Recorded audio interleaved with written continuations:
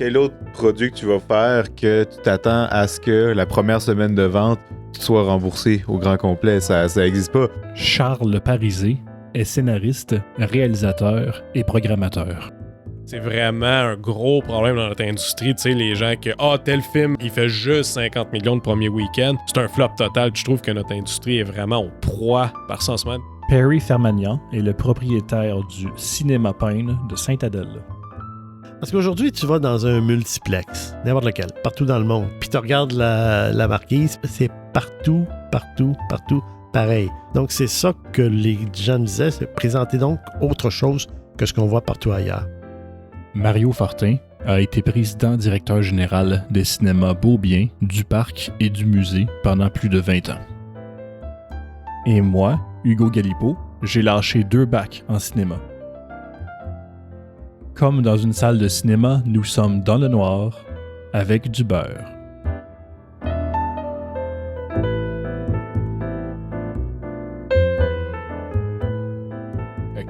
Écoute, on va commencer ça officiellement. Fait que on était déjà lancé. Ben oui. Donc, ce matin, on a un invité bien spécial avec nous, Mario Fortin, qui a un long parcours dans le monde du cinéma. Juste ça, ce que tu viens de dire, là, je le savais. Je m'en doutais un petit peu, mais je savais pas exactement le parcours. Mario, si je peux faire un vite résumé, si le cinéma Beaubien, du Parc et du Musée existent et sont comme ils sont aujourd'hui, c'est grâce à lui. Voilà, il est avec nous ce matin. On va parler de ta vie, de ce que tu veux. Dans le fond, là, on est juste bien heureux que tu sois là. Et puis, je suis sûr que beaucoup, là, j'ai résumé ça très, très, très short, là, mais je sais que tu as un long parcours. Puis, j'aimerais dire que tu avais fait du booking pour nous, avant ton parcours, ouais. avant de commencer au Beaubien, puis tout. Ouais. Mario, il bookait nos films au cinéma ici. Cool. Ouais. Puis mon père était toujours bien fier de le dire. Quand les gens ils disaient « au Beaubien, il y a tel film, tu sais. » Puis vous aussi, vous l'avez. Puis il disait tout le temps « Ben oui, mais Mario, il avait déjà booké mon cinéma à un moment donné. Alors c'est pour ça. » Fait que anyway. En fait, nous autres, t'as un podcast qui s'intéresse beaucoup au cinéma, évidemment, mais particulièrement à la projection en salle. Fait que tout ce qui est les cinémas, en général, on valorise ça tout le temps, encourager les gens à aller voir les films en salle. Fait que Est-ce qu'il y a une autre façon de voir des films? Je pense pas. Ah, OK, c'est bon. C'est la meilleure. Ça part bien. C'est pas la meilleure, c'est la seule. Tant qu'à moi, là. Absolument. Ouais. Fait que, écoute, Mario, fais-nous un petit résumé. Là, comment t'as commencé dans le monde du cinéma? Puis, c'est pas juste le Beaubien du Parc, là, mais avant ça, là, tu sais. Oui, parce que tu as résumé 50 ans de carrière en 45 quelques secondes. phrases. Là. Non, je le sais, mais c'est pour ça que je voulais pas mettre... Je voulais pas... C'est quoi l'expression? Mettre les mots dans la bouche? Oui, je vais mettre les mots dans la Je voulais bouche. pas faire ça, je voulais juste faire une courte introduction. Mais oui, vas-y. Oui, parce que tu as commencé par la fin, mais bon, si on retourne au début, en fait, en 1973, je finissais mon cégep. J'étais en attente d'une réponse pour aller à l'université. Je me dirigeais en droit. En fait, je pensais être notaire un jour. Et j'attendais des réponses. À l'époque, j'avais fait une demande à l'Université du Québec qui n'offrait pas encore les cours de droit parce que et le barreau et la Chambre des notaires disaient il n'est pas question qu'une université communiste donne des cours de droit au Québec. C'est 2 ans après seulement qu'ils ont commencé les cours en droit. J'ai eu un appel d'un monsieur qui venait d'avoir une promotion chez Cinémas Unis. Puis une fille avec qui j'étais au cégep le connaissait. Je l'ai rencontré, j'allais souper avec eux autres, puis à un moment donné, après le souper, il me dit t'as l'air d'un petit gars brillant, toi, cherches-tu une job? Je vous dis non, je cherche pas vraiment. J'ai ma job d'étudiant dans une pharmacie. Je dis non, je cherche pas vraiment. Il dit on commence un petit film en fin de semaine, puis je cherche désespérément du personnel. C'est pas nouveau, hein, qu'on cherche du personnel. Il dit ça te tente-tu de travailler dans le cinéma? Pourquoi pas? Il dit parfait, tu commences samedi matin. OK. C'était ma plus courte entrevue pour une job, une de mes rares, mais ma plus courte. Quel cinéma? Et le film, c'était Last Tango in Paris. Oh, ouais, ok. Paris, Ah ouais? et qui commençait au cinéma York. Alors, Que je connais pas. Sainte-Catherine et Guy, démoli aujourd'hui, avec des Ok. magnifiques sculptures à l'intérieur. Ah, Bref, dommage. un magnifique cinéma. Mhm. C'est là que j'ai vu The Mission pas The Mission, Apocalypse Now. Ah ouais? Ok. Parenthèse. La première fois qu'on entendait du Dolby 6-track, Mhm. on est l'après-midi, les gars de General Sound sont en train de balancer les projecteurs. Et là, ils partent le film, les lumières sont allumées, on est là debout à regarder les nouveaux micro-parleurs qui ont installé ces murs. Puis là, on entend les hélicoptères. Mhm. C'était Ah, pour ouais. la première fois qu'on entendait ce truc-là dans une salle de cinéma. C'est assez, Le assez son particulier. derrière ta tête. Ouais, le son en arrière, qui arrive en arrière. Mhm. Tu te retournes puis tu te dis, ben coudonc, qu'est-ce qui se passe là? Bref, pour revenir à ma première expérience, il me dit, OK, passe au bureau demain matin, remplis les formulaires. La personne que je rencontre dit, écoute, t'as juste 20 ans, on n'est pas pour t'envoyer dans un cinéma où il y a un film hot comme Dernier Tango, t'es bien que trop jeune. Fait ouais. que, il m'a envoyé plutôt au cinéma CVI, puis il a pris l'assistant gérant du cinéma CVI, puis il l'a envoyé lui au York. Puis au CVI, on jouait The Sound of Music. OK. Un Qui peu moins était hot, mettons. un peu moins hot, ouais, qui était en rediffusion.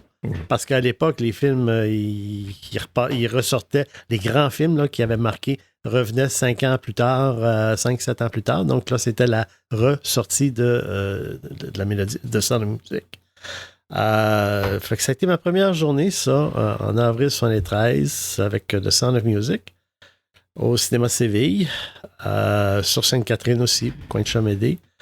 Il y a mon premier samedi soir, il y a 932 places au Séville, puis j'ai vendu 933 billets. Wow. Demandez-moi pas où était la personne qui était debout, je ne sais pas, on ne l'a jamais trouvé. Mais ça commence bien une carrière. J'ai écouté The Sound of Music 5 jours par semaine, 3 fois par jour, pendant 13 semaines. Je le sais par cœur, je le connais par cœur. Puis encore aujourd'hui, quand ça passe à la TV, je me fais crocher, je me fais pogner, puis j'arrête, puis je le raconte en même temps que ça joue. Je regarde Ouais. les images du cinéma CV et du cinéma York, c'est des très beaux cinémas. Oui. Ils ont disparu à quelles Il- époques environ? Le York, il n'y a pas de l'air. Ça fait si longtemps que ça. Il y a une photo de la démolition, ça n'a pas de l'air trop. Non, ben c'était Trop des loin. années 70. C'est Concordia, en fait, qui a acheté le building. Puis aujourd'hui, Oui. c'était à l'intérieur de Concordia. Puis dans l'Université Concordia, ce pavillon-là, sur Sainte-Catherine, ils ont conservé quelques bouts de murs.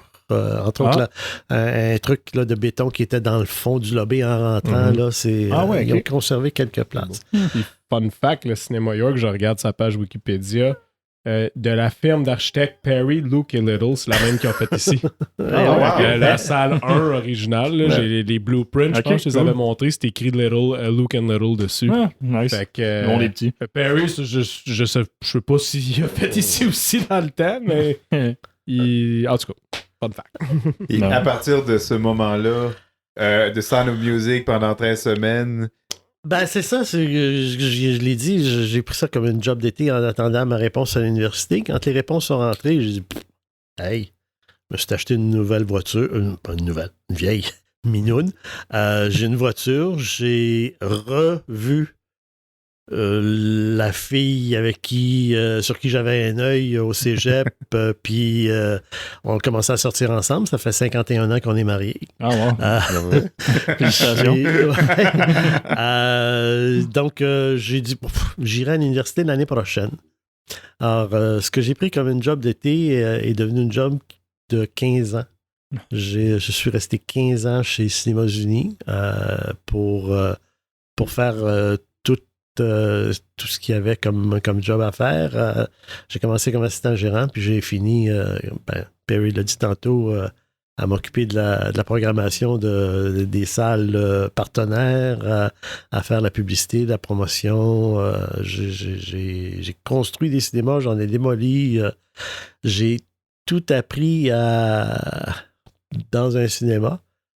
Un petit peu comme toi, Perry, qui est tombé dedans quand t'es né. Ben moi, je suis tombé dedans à 20 ans, puis j'ai appris tout ce que c'est que de s'occuper d'une salle de cinéma pour accueillir des clients, leur présenter des films dans les meilleures conditions possibles, puis de faire en sorte qu'après ça, ils ressortent avec un smile ou des larmes, là, peu importe, là, mais ce qu'on veut aller chercher d'eux autres. Aviez-vous déjà un intérêt pour le cinéma avant d'avoir ce job-là ou ça s'est développé au travail? Ça s'est développé au travail, un intérêt aussi fort que ça. Mais oui, j'étais intéressé. J'allais voir des films de temps en temps. Je m'intéressais plus peut-être à la musique. Mais pour ça, The Sound of Music. Oui, peut-être, oui. Au cégep, je m'occupais de la radio, donc votre setup, là, tout ça, là, je faisais ça là, quand j'étais au cégep. Plus artisanalement, il y avait moins de fils, moins de technologie. Donc, après ça, vous avez travaillé à la programmation, puis vous avez... À quel moment est-ce que... Tu as fait ça pendant combien de temps, la programmation? Du booking? C'est que quand on s'occupe de la programmation, à un moment donné, on est obligé de voir des films quand même pour savoir à quoi ça ressemble puis qu'est-ce que c'est. Donc, ma consommation de films a augmenté énormément. Puis après ça, c'était d'en voir le plus possible puis de pouvoir décider, OK, ce film-là... et là, c'est vraiment pas une science exacte. Hein. C'est vraiment une science empirique. Là. Si j'avais cette boule de cristal-là, ou si on avait cette boule de cristal-là, nous quatre, là, on part une business puis on devient millionnaire. Comme il dit, on serait tous millionnaires, on aurait tous pris notre retraite. Ça fait longtemps qu'on va savoir lequel va exactement faire de l'argent et lequel va pas marcher. Puis c'est pas parce que j'ai pris ma retraite l'année dernière que je suis millionnaire. Loin de là. Mais quand tu faisais du booking, Mario, est-ce que c'était toi-même personnellement ou est-ce que tu travaillais avec quelqu'un d'autre ou est-ce que c'était à ton nom à toi ou c'était... C'est sûr que... je connais pas l'historique du booking de toutes les agences de booking du Québec. Je sais qu'il y en a eu beaucoup. Tu fais jamais ça tout seul. Hein? C'est toujours en équipe. Puis c'est toujours des échanges de points de vue parce qu'il n'y a rien de plus subjectif que de voir un film. Moi, il y a des films que j'ai aimés puis qui ont crevé au box-office. Puis il y a des films que je trouvais vraiment minables puis qui ont fait des fortunes. On a tous, dans cette industrie-là, des histoires d'horreur. Je vais en raconter une. Oui. J'arrive à Los Angeles avec un distributeur. On débarque d'avion, puis tout de suite, les Français, un des vendeurs français veut absolument nous faire voir un film. On rentre dans une salle, dans une chambre, là, les visionnements dans les marchés comme ça, souvent ça se fait dans une chambre d'hôtel. On rentre dans la chambre d'hôtel, on s'installe devant une grosse TV, puis là, on commence à écouter le film, puis on est... décalage, le voyage, tout ça, on cogne des clous tous les deux. On se regarde à la fin puis on dit ça marchera jamais cette affaire-là, voyons donc. Là. Qui est-ce qui veut voir une vieille madame chercher son chat pendant 1h30? Là, puis on a pas acheté le film, puis chacun cherche son chat, a fait à peu près 1,5 million au box-office. Là, fait que on l'a manqué, celle-là. Il y en a des comme ça. Mais il y a d'autres petits films de temps en temps où on se dit il y a beaucoup de potentiel là-dedans et puis on prend le risque parce que c'est toujours un risque. Hein? Il y a un minimum garanti à payer. Là. Puis... fait que tu distribuais aussi. J'ai eu une période... Quand j'ai quitté Famous Players, je suis allé travailler pour des distributeurs. Comme qui? 2 fois. Ma première carrière avec un distributeur, c'était avec Richard Goudreau chez Mélanie Distribution. Ça, c'est les Boys. C'est les films Les Boys. Entre autres, là, il y en a fait beaucoup. Les Boys, c'était dans ma 2e carrière avec Richard, parce que je suis retourné travailler avec lui quelques années plus tard. Richard, que j'ai connu parce que lui travaillait chez Paramount comme programmateur Booker en 16 mm.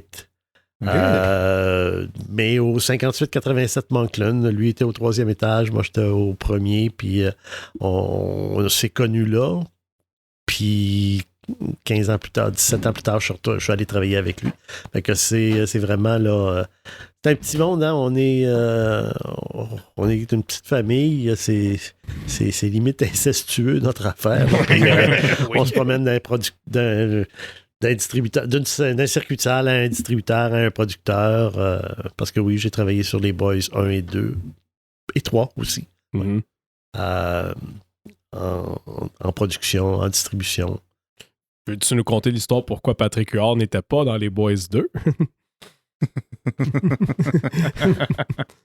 Non, mais vous parlerez à son argent de l'époque. All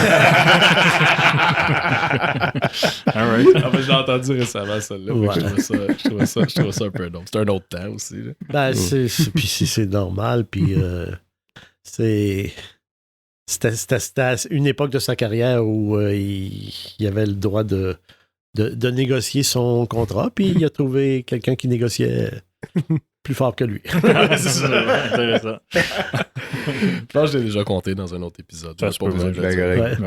Fait que... Mais cool. quand même, avec de production et distribution en même temps sur les mêmes films que genre à. Ben, pas en même temps, mais pour la même compagnie, disons. La même compagnie. Quelqu'un qui faisait et la production et qui s'occupait aussi de la distribution ou qui la chargeait à s'occupait à quelqu'un d'autre. Mais j'étais responsable de superviser que la job était faite, puis que le Pine a pris sa copie, puis vérifier ses horaires, puis vérifier ses recettes. Puis ça faisait comment, mettons, pour le premier Boys sorti en 97, si ma mémoire est bonne, de voir Ouais. que ça performait mieux que Titanic, Ouais. qui était le film meilleur au monde, excepté au Québec. Ouais. Je me souviendrai toujours de ce lundi matin-là où les chiffres des salles commençaient à rentrer, puis j'avais toute la gang du bureau derrière moi, puis qui regardait les chiffres rentrer au fur et à mesure, puis qui commençait à mettre les bouteilles de champagne au froid. Parce qu'on disait, on a atteint 1 million, on a atteint 2 millions, on est rendu à 3 millions. C'était vraiment, Wow. Ouais, c'est sûr. ça. Ce qui est bien par rapport à ça, ce que ça a fait, puis là, je parle avec un exploitant de salle. Avant, bon, il y avait de la place pour le cinéma québécois avant. Là. On pense que le cinéma québécois est né avec les Boys, mais c'est pas tout à fait vrai. À l'époque où j'étais chez Cinémas Unis, Cinémas Unis investissait dans les films québécois, puis il y a eu quand même quelques titres qui sont peut-être pas passés à l'histoire, mais qui font partie de l'histoire. Là, je me souviens de La pomme, la queue, les pépins, de Tiens-toi bien après les oreilles à papa. Un homme et son péché. Un homme et son péché est arrivé après. Beaucoup Ouais, après. ça, c'est 2006, un homme sur péché, mais on Non, est plus non, dans mais le succès le- années 70 ici, Années le Claude 70, Fournier. Là. oui, c'est Non, ça. mais le premier, c'est quand est-ce qu'il est sorti? Ben, le premier. La pomme, la queue, Ah les non, non, pépins. ça c'était en 1930. Non, mais 40, le film 50. de Séraphin, Ah, c'est ça. le Séraphin original, c'était dans les années 40, 50 40, peut-être. ouais, Ouais, là, mais peut-être lui que tu parles, c'est sur le. Un homme et son péché, c'est 2001-2, là, lui avec Karine Vanasse. Là, Oui, mais oui. quelqu'un m'a dit que ce serait le film québécois le plus vu dans l'histoire, ce serait le film de Séraphin, juste qu'on le sait pas parce qu'il était présenté dans les églises, puis dans ci, puis dans ça dans le temps. Genre, ouais, mais peut-être, possible, mais ça. C'était là- c'était pas quantifié comme Ouais. maintenant, tu sais, mais... Mais il y a plus des films, Daniel Ouimet, là, comment ça s'appelle un prénom de fille. Shoot. Titre de film.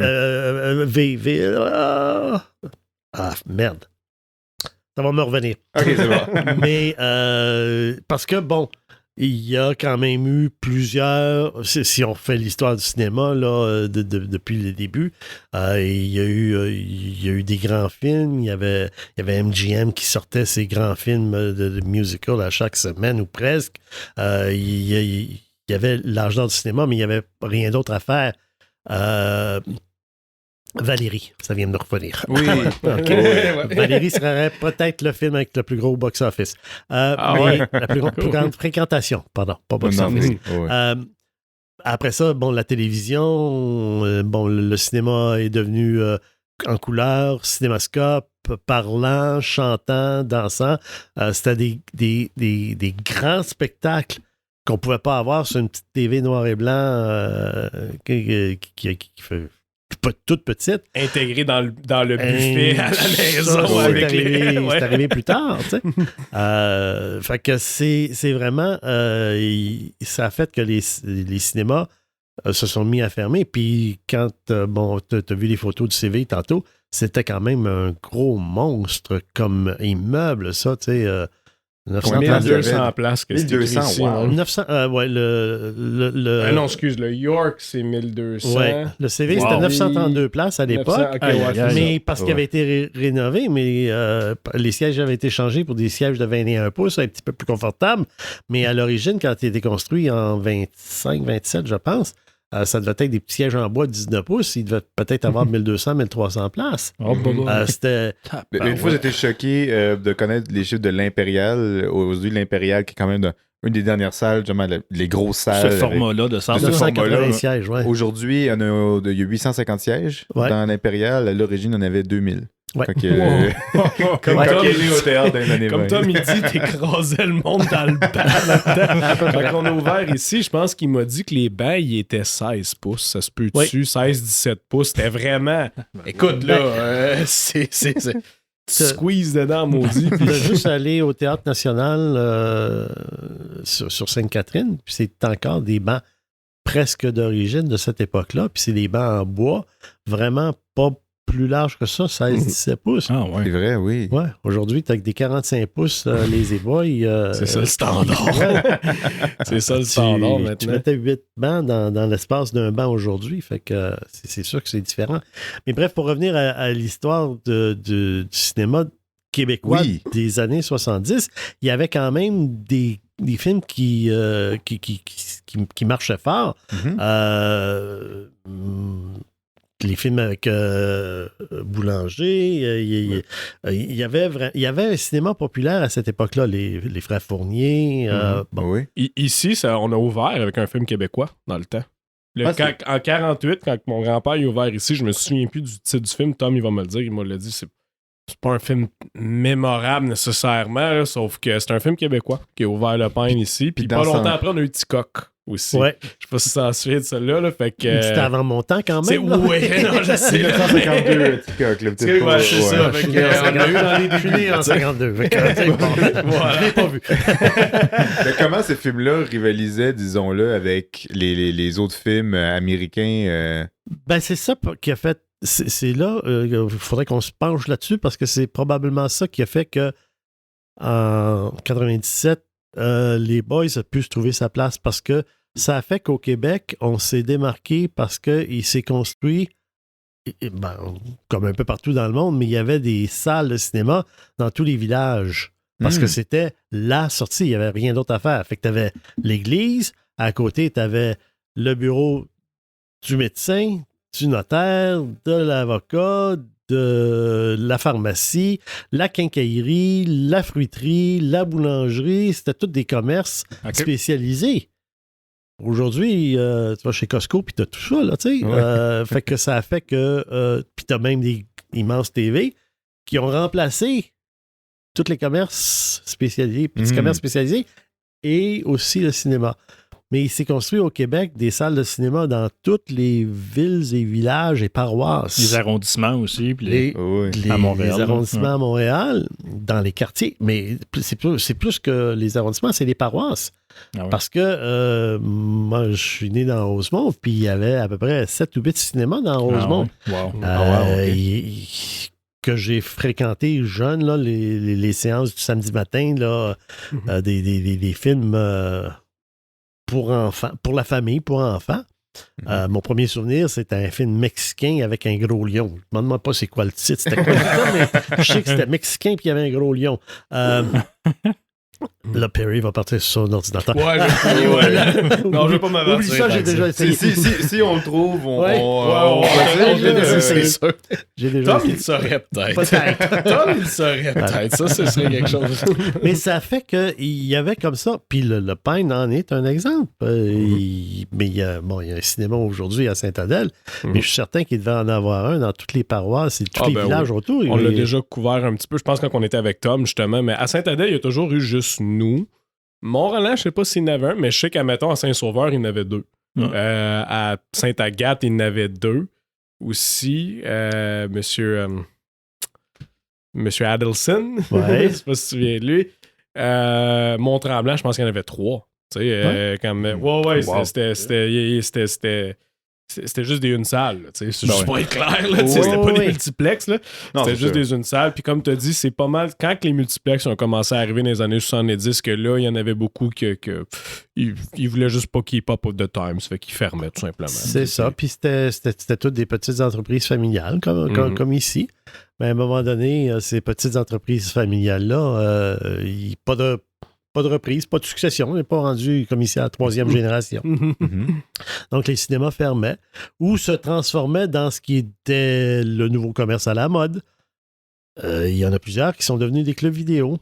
Puis qui n'ont pas survécu au club vidéo. Puis aujourd'hui, ils sont fermés. Peut-être, s'il aurait persisté au long terme, il aurait peut-être pu rester un cinéma, mais il n'aurait pas fermé dernièrement.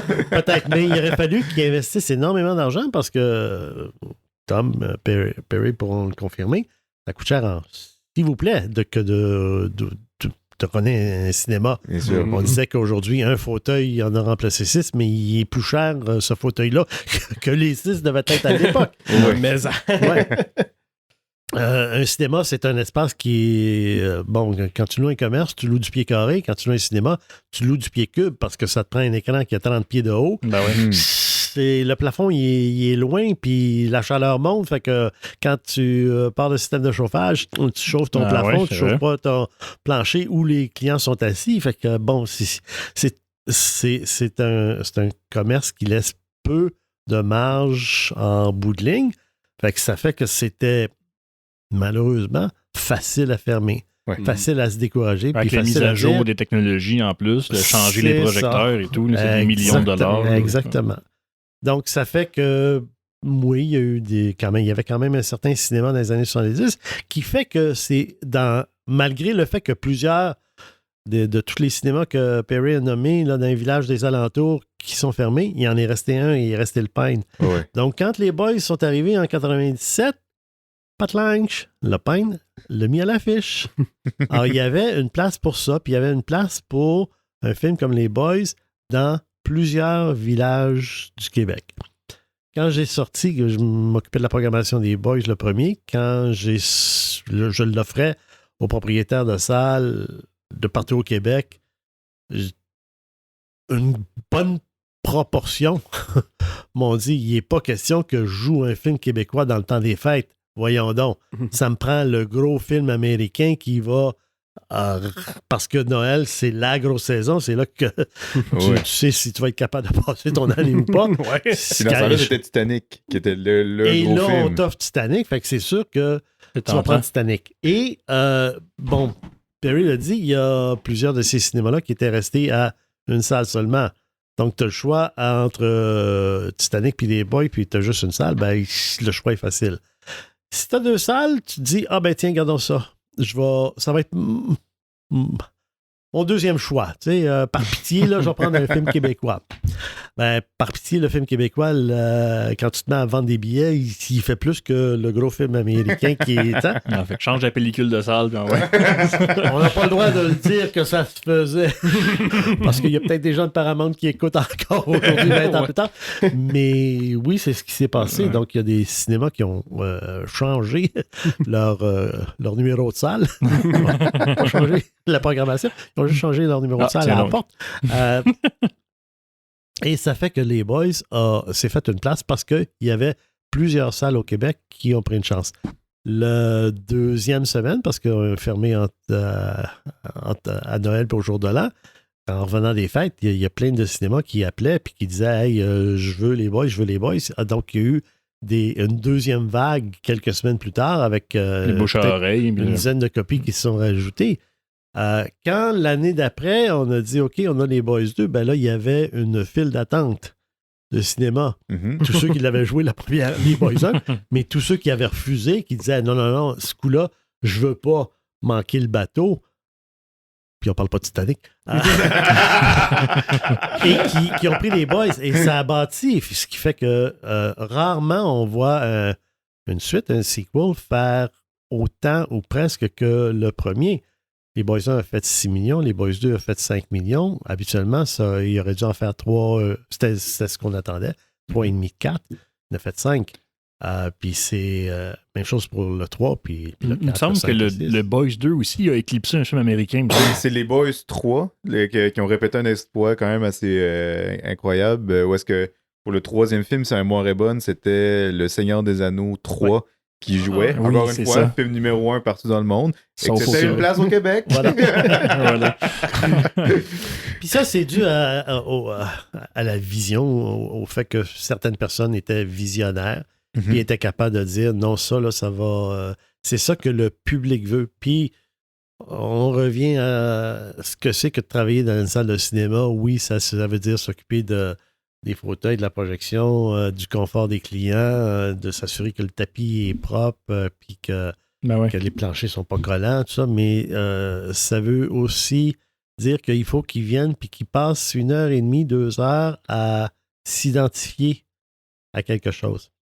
Et au Québec, on a cette facilité, cette faculté-là de pouvoir s'identifier à notre star system, nos comédiens. Donc, les comédiens qui jouaient dans les films qui étaient populaires à cette époque-là, c'est les comédiens qui étaient connus de la télévision et puis qui ont comme trouvé une carrière en parallèle puis qui ont réussi à faire à amener les gens dans les salles, à ramener plusieurs personnes dans les salles. C'est drôle parce qu'aujourd'hui, j'ai l'impression qu'il y a un petit retour du balancier par rapport au multiplex, que les cinémas de quartier qui ont un petit nombre de salles comme le Pine, comme le Parc, le Beaubien, sont beaucoup mieux entretenus puis beaucoup plus agréables à fréquenter que bien des multiplex qui sont négligés de ce temps-là. Là. Ça revient.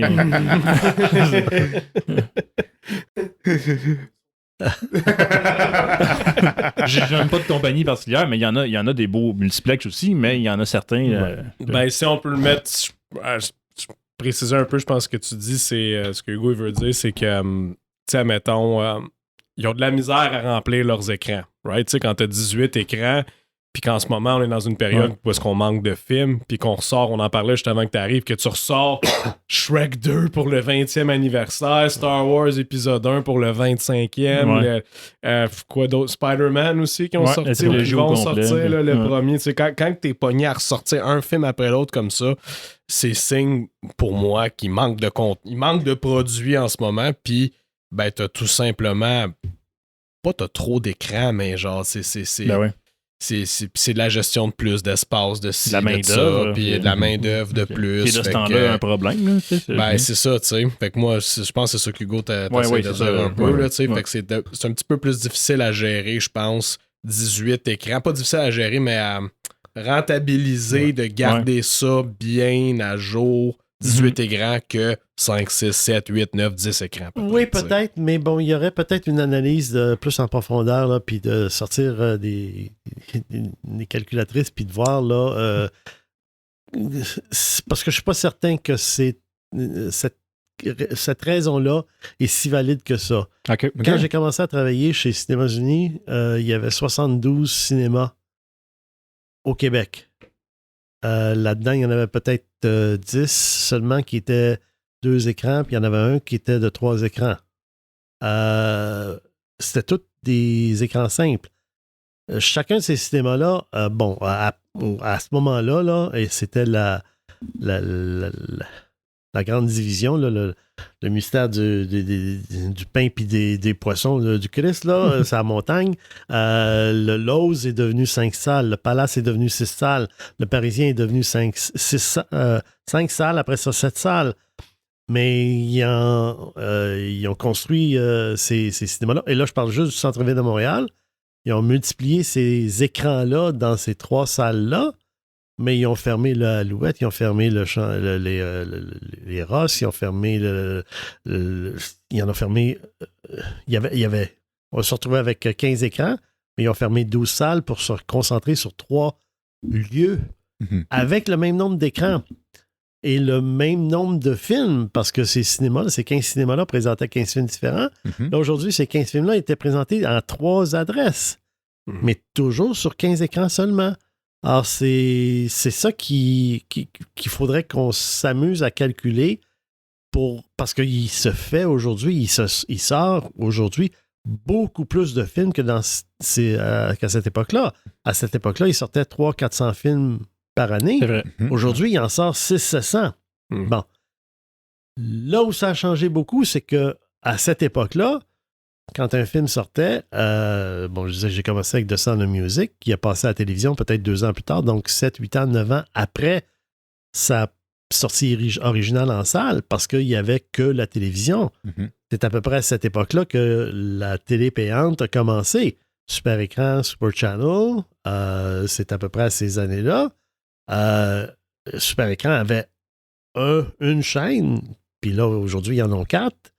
Ça fait plusieurs années qu'ils en ont 4. Même chose pour Super Channel, mais eux autres, en anglais, c'est rendu la folie furieuse. J'ai perdu le décompte de ça. Mais il n'y avait que Super Écran qui était devenu comme une alternative. Puis là, en même temps, il y avait le monde de la vidéo, VHS, Betacam, après ça, les DVD, les Blu-ray. Ça évoluait, mais ça fait que la fenêtre d'exclusivité pour la salle de cinéma qui était 7 ans, 10 ans ou même indéfinie, parce que certains films ne se retrouvaient jamais à la télévision. Là, il y avait une autre alternative. La première fenêtre de Super Écran, c'était à l'origine 2 ans, 2 ans et demi peut-être. Hey. Après ça, quand la vidéo est arrivée, les clubs vidéo sont arrivés en même temps. Là, c'est devenu 18 mois, dont 3 mois de blackout. Puis la vidéo a dit non, nous autres, on veut 1 an. Puis ça a fondu comme neige au soleil. Puis aujourd'hui, la période d'exclusivité est rendue tellement mince que c'est ça qui provoque plus la sensation, le sentiment qui manque des films parce que tu ne vois pas ton film aujourd'hui. tu te dis, regarde là, c'est pas.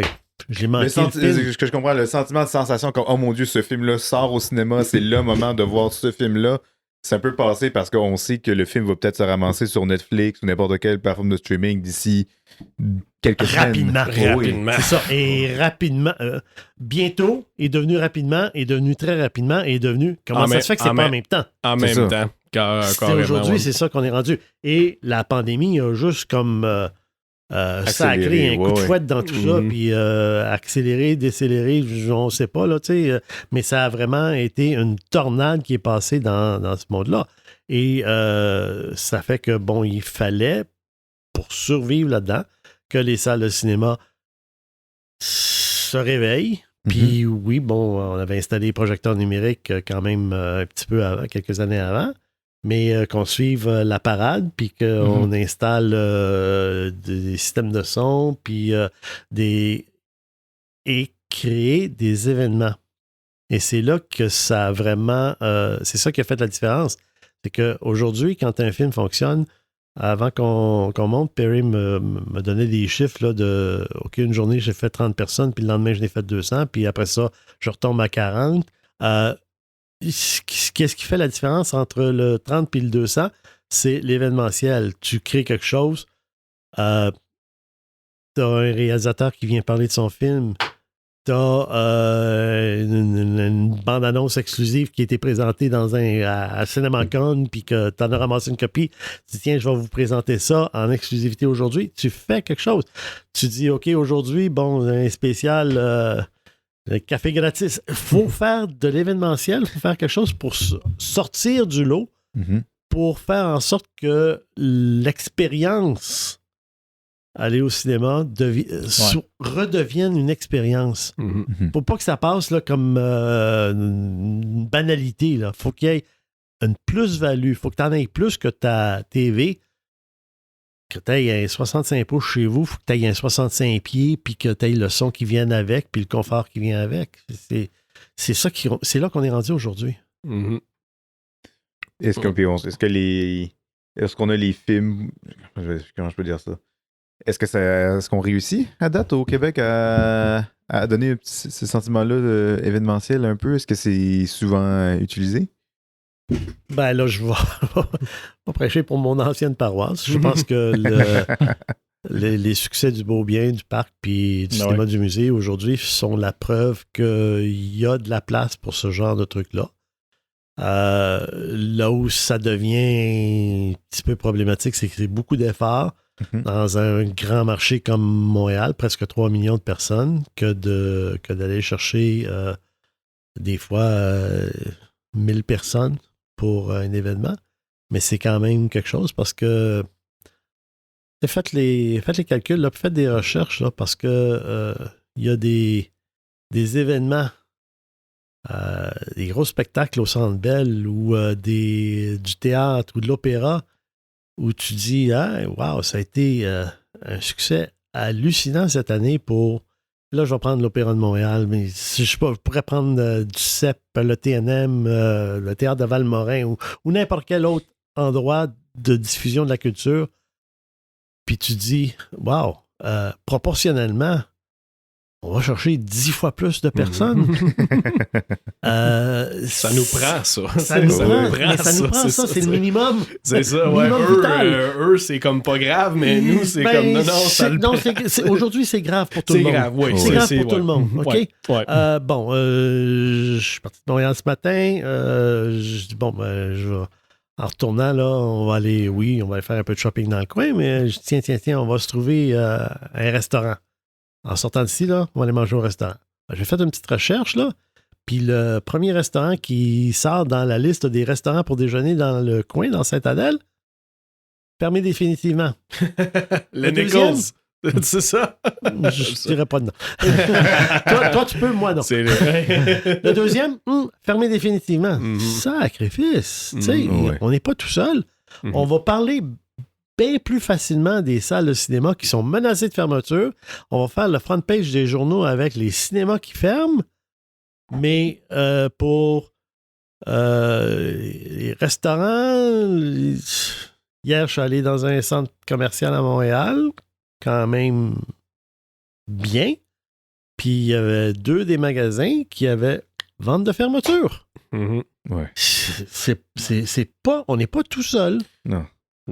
Je parle avec beaucoup d'autres commerçants de mon coin ici récemment, puis on a tous un peu le même avis. On dit business is slow. C'est très calme. Puis toutes sortes de business, là, que ce soit des restaurants, que ce soit mon gars d'installateur d'Instinct Star, puis tout le kit.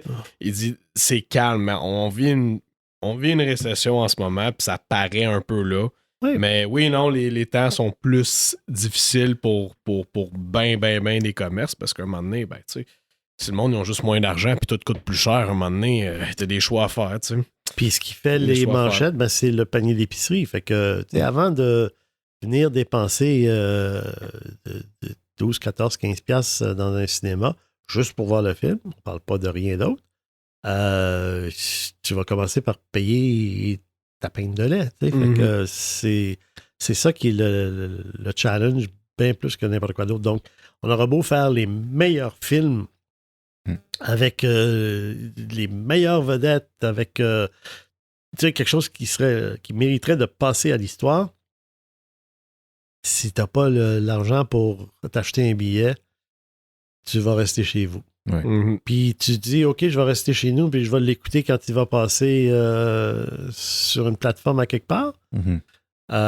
Les gens se plaignent. Les gens, une des plaintes qui revient souvent sur la sortie au cinéma, c'est le coût du billet.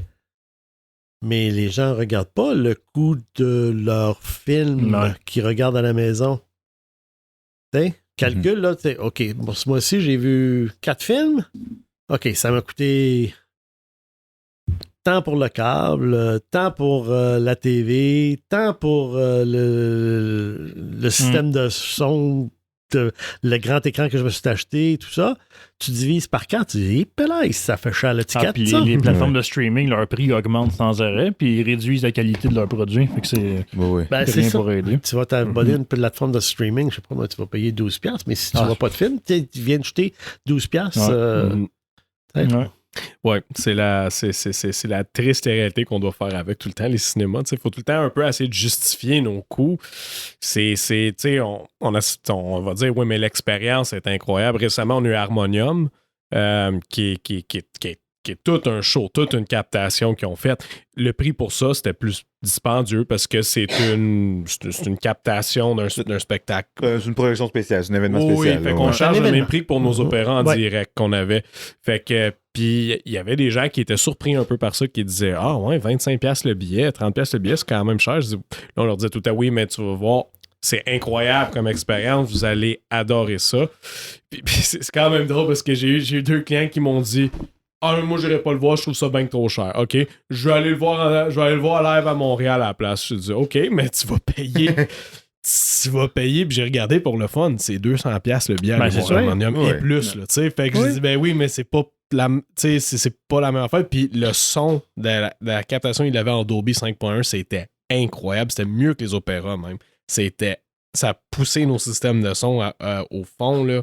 C'était vraiment, vraiment, vraiment cool, tu sais. Sauf qu'encore une fois, c'est dur à un peu, pas justifier, mais tu sais, nous, on disait, regarde, c'est ce que le distributeur, il demande, il nous suggère comme prix, nous, c'est ce qu'on met, puis c'est normal, tu sais, c'est ça que c'est, sauf que, crime, ça a coûté cher à capter, ça a coûté cher à produire, tu sais. En dehors des événements, un billet de cinéma, ça reste l'activité... De culture la moins dispendieuse. Moi, je le dis tout le temps. Voir un show à 13$, ça sera impossible. Je le dis tout le temps. Un show d'humour, moi, dans mon coin ici, les pentes de ski, c'est 80$ un billet pour une journée, même des fois un bloc de 4 heures. C'est très, très cher, là, tu sais. Fait que moi, je dis au monde, crime... tu vas avec ta famille de 4 à faire du ski à une montagne de ski, ça va te coûter autour de 400$, plus la bouffe, plus le ci, plus le ça. J'ai dit, ici, c'est pas ça que ça te coûte, là, tu sais. Mais on est pro à ça. Ouais, le prix d'un billet de cinéma a toujours été, le prix d'un billet pour adultes a toujours été égal ou presque avec le salaire minimum. Le salaire minimum vient de monter à 15,50$. Il n'y a pas beaucoup de salles qui chargent 15,50$ pour un prix adulte régulier. Bon, il y a les extras, là, des sièges qui bougent, qui sentent, qui respirent. OK, tu vas payer pour ces extras-là. mais le prix moyen du billet n'est pas de 15$ parce que ça, c'est 15$ avec 15,quelque% de taxes. En partant, là, tu envoies 5% à Ottawa puis 9,875 à Québec. Ah, il en reste un petit peu moins. Puis là, ça, c'est le prix pour adultes. Fait que tu as des prix pour âge d'or, âge moyen, âge des enfants. Bleu, vert, jaune, enfants. Des spéciaux du mardi, des spéciaux de l'après-midi. Au Beauvais, j'ai toujours trouvé ça débile, la quantité de pas de spéciaux, mais de, tu sais, les prix des employés de la ville, les prix des écoles, les ci, les ça. C'est bon, là, mais écoute, j'étais comme, moi-même, je me mélangeais dedans, tu sais. Mais sais-tu quoi, mais Perry? il faut. Ouais, sais-tu quoi?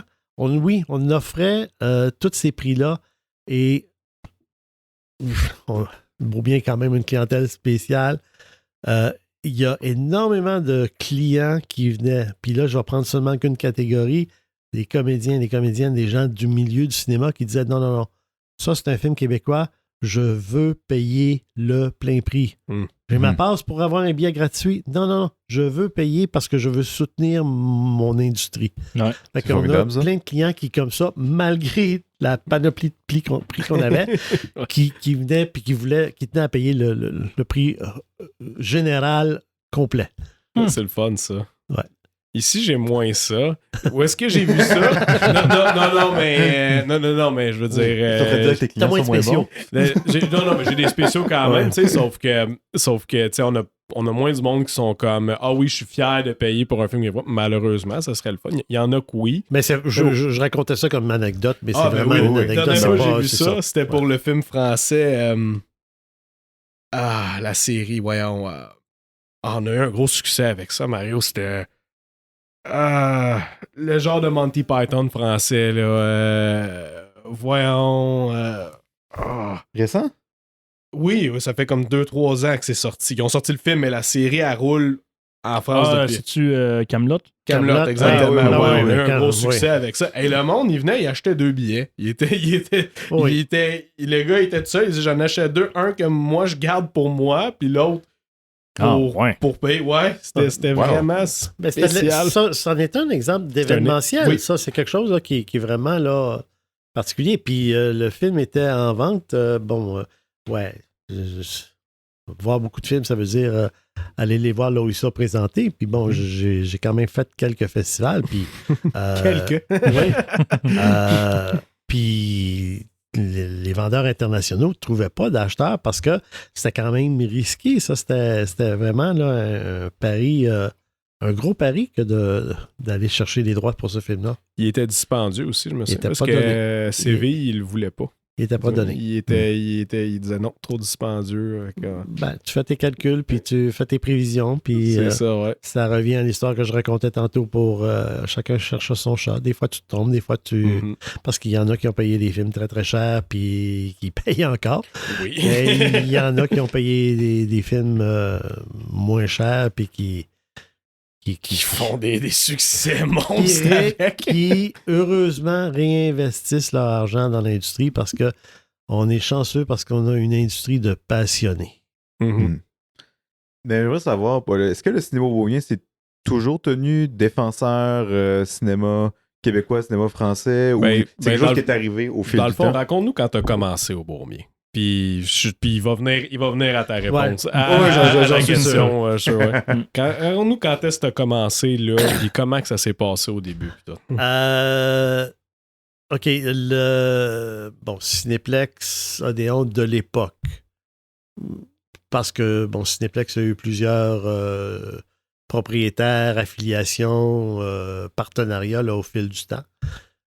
Mais ceux de 2000-2001 étaient en sérieuse difficulté financière parce qu'ils venaient de faire l'acquisition d'un énorme circuit aux États-Unis et c'était une bouchée peut-être un peu trop grosse pour eux autres.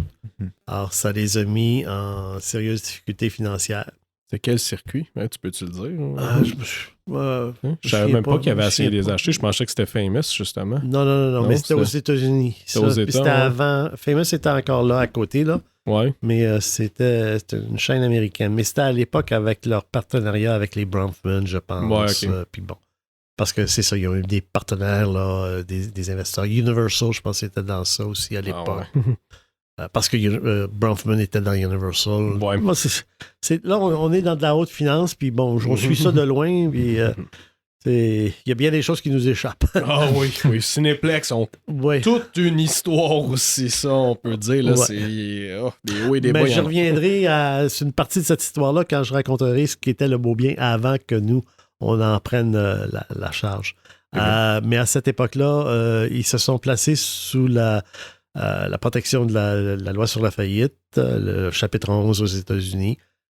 Puis ils ont dit, bon, ça y est, pour se protéger, justement, on va fermer 72 cinémas en Amérique du Nord. Et au Québec, il y avait le Faubourg Sainte-Catherine, l'Égyptien, le Laval, Carrefour Laval. Centre Laval, et le Dauphin. Qui était le Beaubien. Il y avait aussi cinéma dans notre coin ici, Saint-Jérôme. Hein? Il était... Saint-Jérôme, je ne sais pas si c'était à cette époque-là ou si Guy l'avait déjà acheté. Il l'avait déjà acheté. Mais il l'a acheté Cinéplex. Il l'a acheté Cinéplex dans le temps. Ouais. Donc, ils ont annoncé à ce moment-là la fermeture de ces cinémas-là.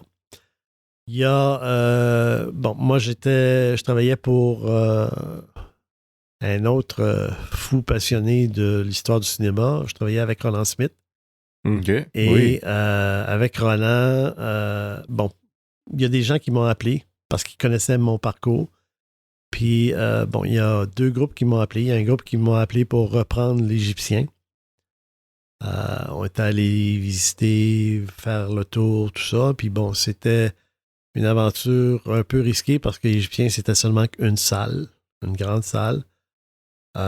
Centre-ville, compétition contre Famous Players, Cinéplex qui restait là quand même un peu. Fait que c'était ça, les chiffres étaient pas là. Puis ça n'a pas abouti, mais j'ai quand même travaillé sur ce projet-là avec eux autres. Et j'ai été aussi approché par un groupe de Rosemont, Rosemont, la petite patrie, des citoyens du quartier qui se sont dit non, vous ne fermez pas notre cinéma. L'édifice est là depuis 1937. C'est une salle de cinéma. C'est le dernier cinéma de quartier à Montréal. Alors, c'est la ligne qu'on a pris à ce moment-là. Et on s'est dit, bon, parfait, qu'est-ce qu'on fait? C'est quoi les alternatives? Avec les gens, c'était des fous, des rêveurs. Des gens qui habitaient en face, l'autre bord du parc, Pierre, tout ça. Il y avait Louis Dussault, distributeur de films, qui était dans ce groupe-là parce que Louis habite dans le coin. Puis ils se sont dit, bon, ben là, OK, qu'est-ce qu'on peut faire pour sauver le cinéma? Ils sont allés voir les gens de Cinéplex à l'époque. Puis un bon coup de publicité, là. Ils l'ont pogné dans un coin avec un micro de Radio-Canada en dessous du nez pour lui dire qu'est-ce qu'on peut faire pour sauver le beau bien de Dauphin. Puis il a dit, ben, achetez-le. Fait que c'est de là que le mouvement d'acheter le cinéma est parti. Wow. Là, c'était une gang de rêveurs, je l'ai dit, mais c'était pas une gang de riches. Ouais. Alors, ils se sont mis à aller chercher de l'argent. Ils ont eu la présence d'esprit d'aller voir la CEDEC Rosemont-Petite-Patrie, qui avait ses bureaux comme juste en diagonale. CEDEC qui avait un mandat CLD, donc un mandat d'investir dans des startups, d'aider des gens qui voulaient se partir une entreprise à financer leur plan d'affaires, leur analyse de marché, tout ça. Puis, ils ont convaincu les gens de la CEDEC de dire, OK, on va voir s'il y a du potentiel dans votre projet. Et ils ont eu, par contre, petite contrainte de leur dire, ben là, si vous voulez faire une analyse comme ça vous prend quelqu'un qui connaît le marché. Et là, c'est quelqu'un qui connaît quelqu'un qui connaît quelqu'un qui connaît quelqu'un qui me connaissait. Qui a dit, ben là, peut-être que Mario Fortin pourrait vous donner un coup de main là-dedans. Donc, ils m'ont appelé, ils m'ont dit, est-ce que ça te tente de venir faire le plan d'affaires, de venir voir, de suivre ces gens-là. Alors, c'est ce que j'ai fait. J'ai pris ce petit contrat-là, en même temps que je continue à travailler avec Roland. Et j'ai écrit le plan d'affaires de ce qui est devenu Cinéma Beaubien. C'était une opération risquée, mais c'était quand même une opération qui se tenait, qui avait de l'allure. Mais ça prenait un appui puis de l'aide concrète. On a été extrêmement chanceux parce que c'était une année électorale, fédérale, provinciale et municipale en même temps. Regardons ça. Ouais. Alors, ça se joue tout là.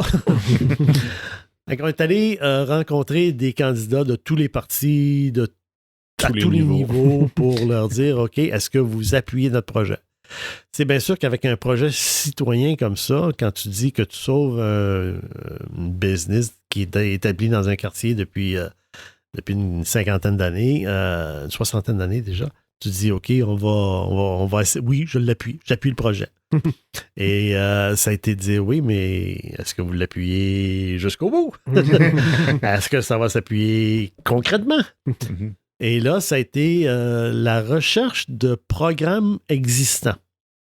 On n'a pas rien inventé, là. On est juste allé fouiller puis faire preuve de beaucoup d'imagination pour dire, oui, il y a un programme d'aide pour la sauvegarde des immeubles, pour la sauvegarde des entreprises, pour le développement culturel, tout ça. Puis on a fait un montage financier assez important avec des subventions pour être capable de le compléter avec des emprunts. Donc, d'avoir comme une espèce de garantie. C'est comme une lettre de change. Là. Tu dis, OK, tu vas voir ton banquier, tu dis, écoute, le ministère de la Culture me donne tant, la ville me donne tant, tout ça. On avait beaucoup de monde qui donnait ce qu'il pouvait, mais c'était suffisant pour que la banque dise, OK, on va vous appuyer, puis on va vous donner jusqu'à tant. Mais là aussi, il a fallu être inventif parce que, oui, ça nous prenait... On achetait l'immeuble. On avait une garantie, on avait un immeuble. Qu'après ça, tu peux le vendre. Puis quand on l'a acheté, j'ai su par après et j'ai vu les plans pour transformer le Dauphin en Jean Coutu. Il y avait un plan pour stripper l'intérieur, faire exactement comme ils ont fait au cinéma Rivoli sur Saint-Denis-Bélanger. Là. Ils strippaient, ils mettaient une pharmacie là. Donc, pour sauver un immeuble patrimonial culturel de devenir une pharmacie, chacun le voulait. Alors, on est parti avec ce qu'on avait, là, les miettes qu'on avait. On est allé voir le gérant de la Caisse populaire du coin. Puis, le gérant de la Caisse, il dit « OK, oui, je peux prêter sur une hypothèque, mais mon maximum que moi, je peux décider là, à mon niveau, là, c'est 225 000. Si vous allez chercher 226 000, il faut aller à Fédération, à Lévis, convaincre du monde. Ah, pas compliqué. Est-ce que 225, ça fait votre affaire? Parfait, on va prendre 200. Tu rajoutes 200 dans ton petit panier, puis on a fini par monter 1 200 000, comme ça, avec beaucoup de partenaires.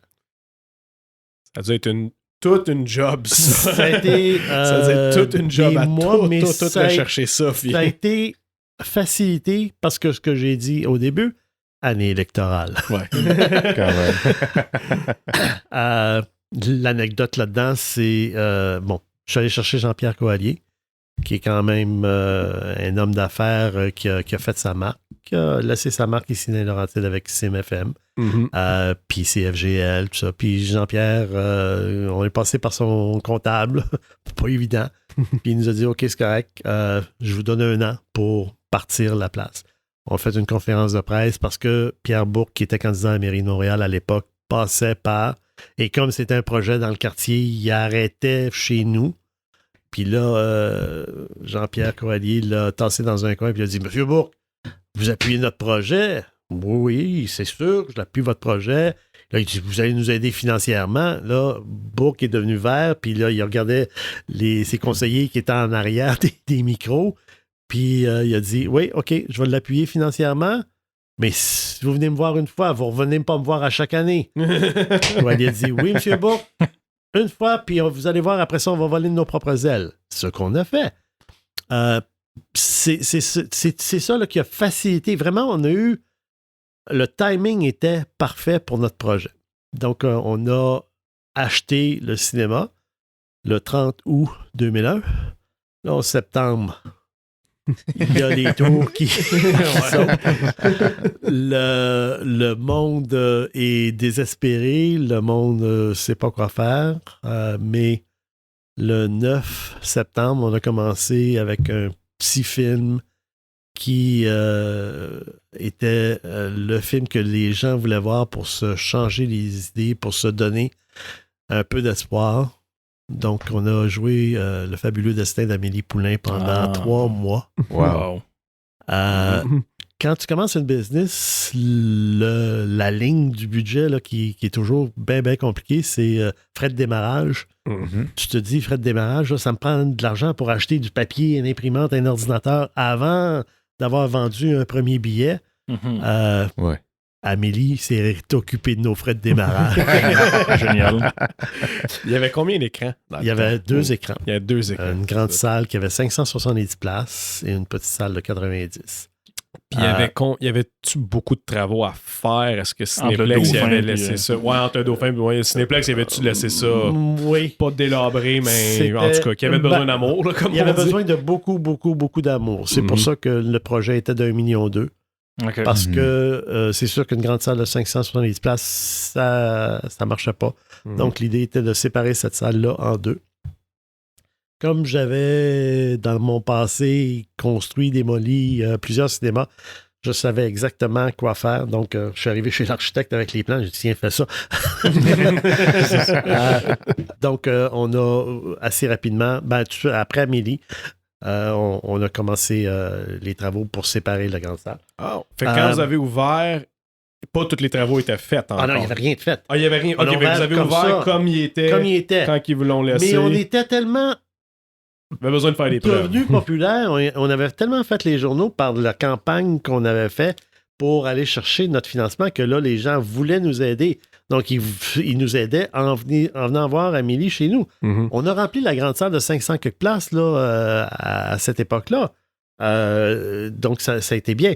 Puis, tu t'en souviens pas peut-être trop jeune, mais ton père se souviendrait que c'était l'époque où le distributeur du film était TVA Film de l'époque d'un ancien Behavior là, qui était en vente. Alors, ils nous ont pas facturé. On a commencé le film au mois de septembre, puis ils nous ont pas facturé avant le mois de mai. Alors, tout ce temps-là, tu as cet argent-là en banque qui t'aide à respirer. C'est bon pour le cash flow, ça. OK, ça fait un gros chèque quand tu le payes, là. Mais au moins, ça t'aide à partir comme il faut, à embaucher du monde, à être capable de les payer la première semaine parce que tu n'as pas vendu de ticket encore, puis tu as besoin de personnel pour venir faire le ménage. Parce que oui, c'était un petit peu. Ça avait besoin de beaucoup d'amour. Quand on l'a pris, c'était... Bon, il y avait un mur dans ce qui est le bureau des directeurs aujourd'hui. C'était le mur électrique. C'était tous des fusibles que tu visses. Là. Oh boy! Quand on a fait les travaux, ils sont rentrés à 4 électriciens avec des walkie-talkies, puis ils n'ont pas touché un fil. Hein. Ils touchaient les fusibles, puis il y en avait un peu partout, puis là, ils dévissaient, puis ils disaient « OK, j'ai trouvé quelle lumière ça contrôlait. » Parce qu'il n'y avait pas de plan. Ben non, t'as pas identifié ça. Non. Donc, oui, ça avait besoin de beaucoup. Ce qu'on a fait par étapes aussi. Parce que, bon, il y a eu d'abord la construction des salles 1 et 2. On a après ça fait la salle 3, le creusé, agrandi l'image, agrandi l'écran. Après ça, une filiale de Cinéplex de l'époque qui s'occupait de la publicité, de la promotion, était locataire d'espace à bureau. Parce que quand ça a été construit en 1937, c'était, oui, une grande salle de cinéma en arrière, mais à l'avant, il y avait 4 appartements puis 2 commerces au rez-de-chaussée. Les 2 commerces ont été remplacés par le lobby puis la salle 3. Et les 2 appartements étaient devenus des bureaux dans les années 60. Quand Odeon Film de Londres a décidé de venir s'installer au Québec. L'origine de Cinéplex aujourd'hui. Quand nos locataires d'espace à bureau sont partis, on a décidé de faire la salle 4 et 5. Encore une fois, beaucoup d'investissements pour continuer à présenter plus de films puis prospérer. Oui. Et pourquoi le changement de nom? Pourquoi pas avoir gardé ça Quand ça a été construit en 1937, ça s'appelait le Beaubien. D'accord. Ça s'appelait le Théâtre Beaubien. C'est devenu le Dauphin par la suite. C'est devenu le Dauphin quand Odeon Film est arrivé en 1960 quelques. Et c'est là qu'ils ont changé pour Dauphin. Parce qu'ils ont donné, et ça répond à ta question de tantôt, ils ont donné à cette salle-là une vocation de présenter des films européens. Donc, toute la nouvelle vague, justement, les Truffaut, Godard, tout ça, puis même les films américains qui s'inscrivaient dans cette vague-là, Hitchcock, étaient présentés au Dauphin. Et c'est là qu'il s'est bâti une réputation, une âme de présenter un cinéma différent dans ce lieu-là. Et c'est juste ça qu'on a continué parce que c'est ça que les gens voulaient. Présenter là des films qui n'étaient pas présentés ailleurs dans les multiplex. J'étais sûr que ça venait juste de toi. Fait que tu as décidé de continuer l'idée, mais ça avait déjà été établi avant. Je suis désolé de te décevoir, mais oui, c'est moi qui l'ai mis en place. T'as un peu de crédit pareil. Ouais. Je l'ai réalisé, Perry. Je l'ai réalisé. Mais je l'ai réalisé parce que c'était ce que les clients voulaient. Parce que quand j'ai écrit le plan d'affaires, c'est ce que j'ai fait. J'ai écouté. Je me suis promené dans le quartier, j'ai marché, j'ai vu des vieilles madames là, qui allaient au Beaubien. À l'époque où ils donnaient des assiettes, des sets de vaisselle. À chaque semaine, tu allais voir un film puis ils te donnaient une assiette. Ils se sont... Non, mais... Ça, c'est de l'événementiel. Ouais. Ils se sont bâtis leur trousseau avant de se marier en allant voir des films. Ils allaient voir un film à chaque semaine puis ils se ramassaient une assiette, une tasse, une soucoupe. Puis, c'était ça. C'était la fidélisation de clientèle. IGA le fait maintenant. Avec oui, c'est pareil. C'est pareil. Ils ont leur rien, coupon, je sais pas quoi. Ils n'ont rien inventé. Non, c'est ça.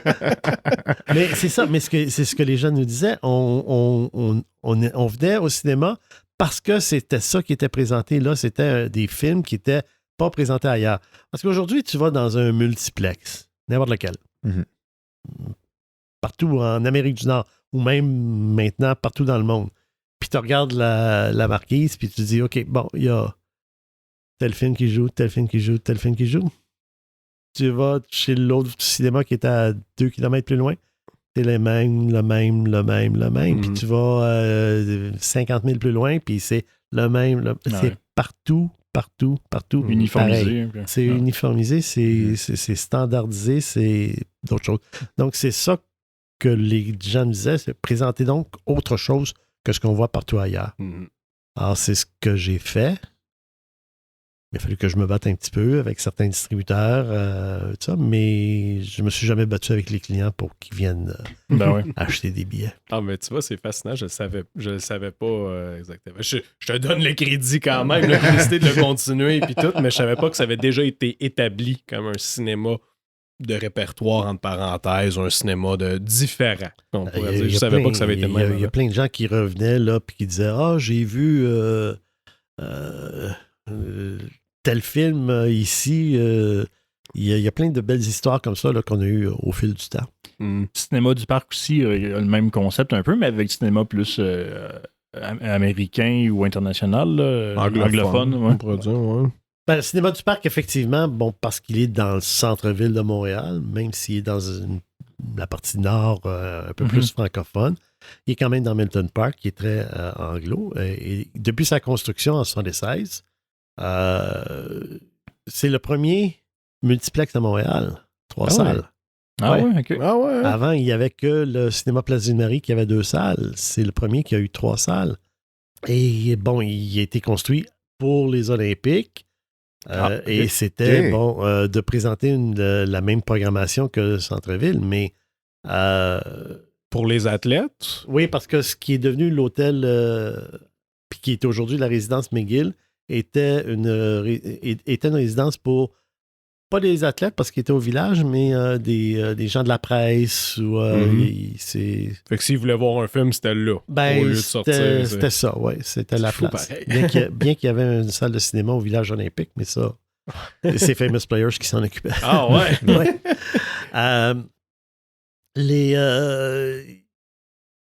Ça a été... Bon, pour l'anecdote...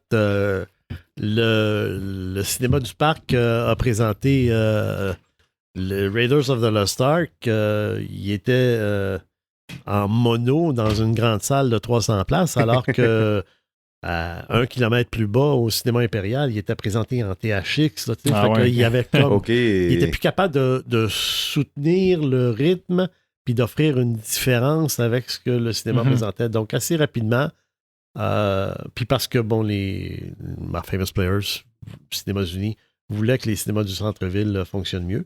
Ils s'en sont départis à la première échéance du bail qu'ils pouvaient. Et c'est des gens qui étaient dans le réseau des cinémas de répertoire de l'époque, parce que c'était la belle époque des cinémas de répertoire. Bon, il y avait l'Outremont, il y avait le Verdi, il y avait plusieurs à Montréal, grâce à Roland Smith, mais il y en avait aussi quelques-uns en anglais. Et le CVI était devenu un cinéma de répertoire comme ça. Puis, bon, ça a été repris par la gang du CVI pour en faire un cinéma de répertoire. Donc, c'était deuxième passe, à rabais. Et ça a fonctionné comme ça pendant plusieurs années. Quand Daniel Langlois et l'Excentrice ont commencé, il y avait pas seulement que 3 salles à l'Excentrice. Il manquait d'espace pour présenter tous les films qui leur étaient proposés. Donc, ils ont pris pendant quelques années le cinéma du parc. C'est là qu'ils l'ont... une belle période pour le cinéma du parc parce qu'ils l'ont rénové quand même. Ils l'ont nippé beaucoup. Puis, mais ils s'en sont départis parce que ça ne fonctionnait pas. C'est là que Roland Smith est revenu à la rescousse du cinéma du parc. Il a été fermé 2 mois. Roland a réussi à convaincre les propriétaires de continuer. Puis il a opéré jusqu'en 2010, 2011, 2000, ouais, à peu près.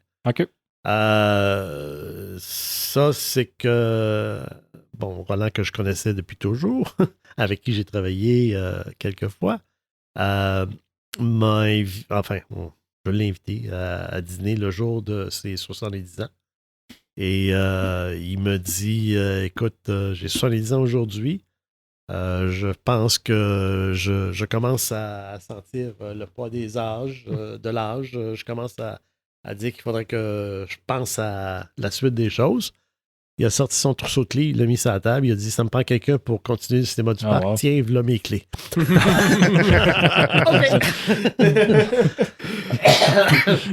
Alors, j'ai convaincu le conseil d'administration du cinéma Beaubien parce que le Beaubien est un OBNL.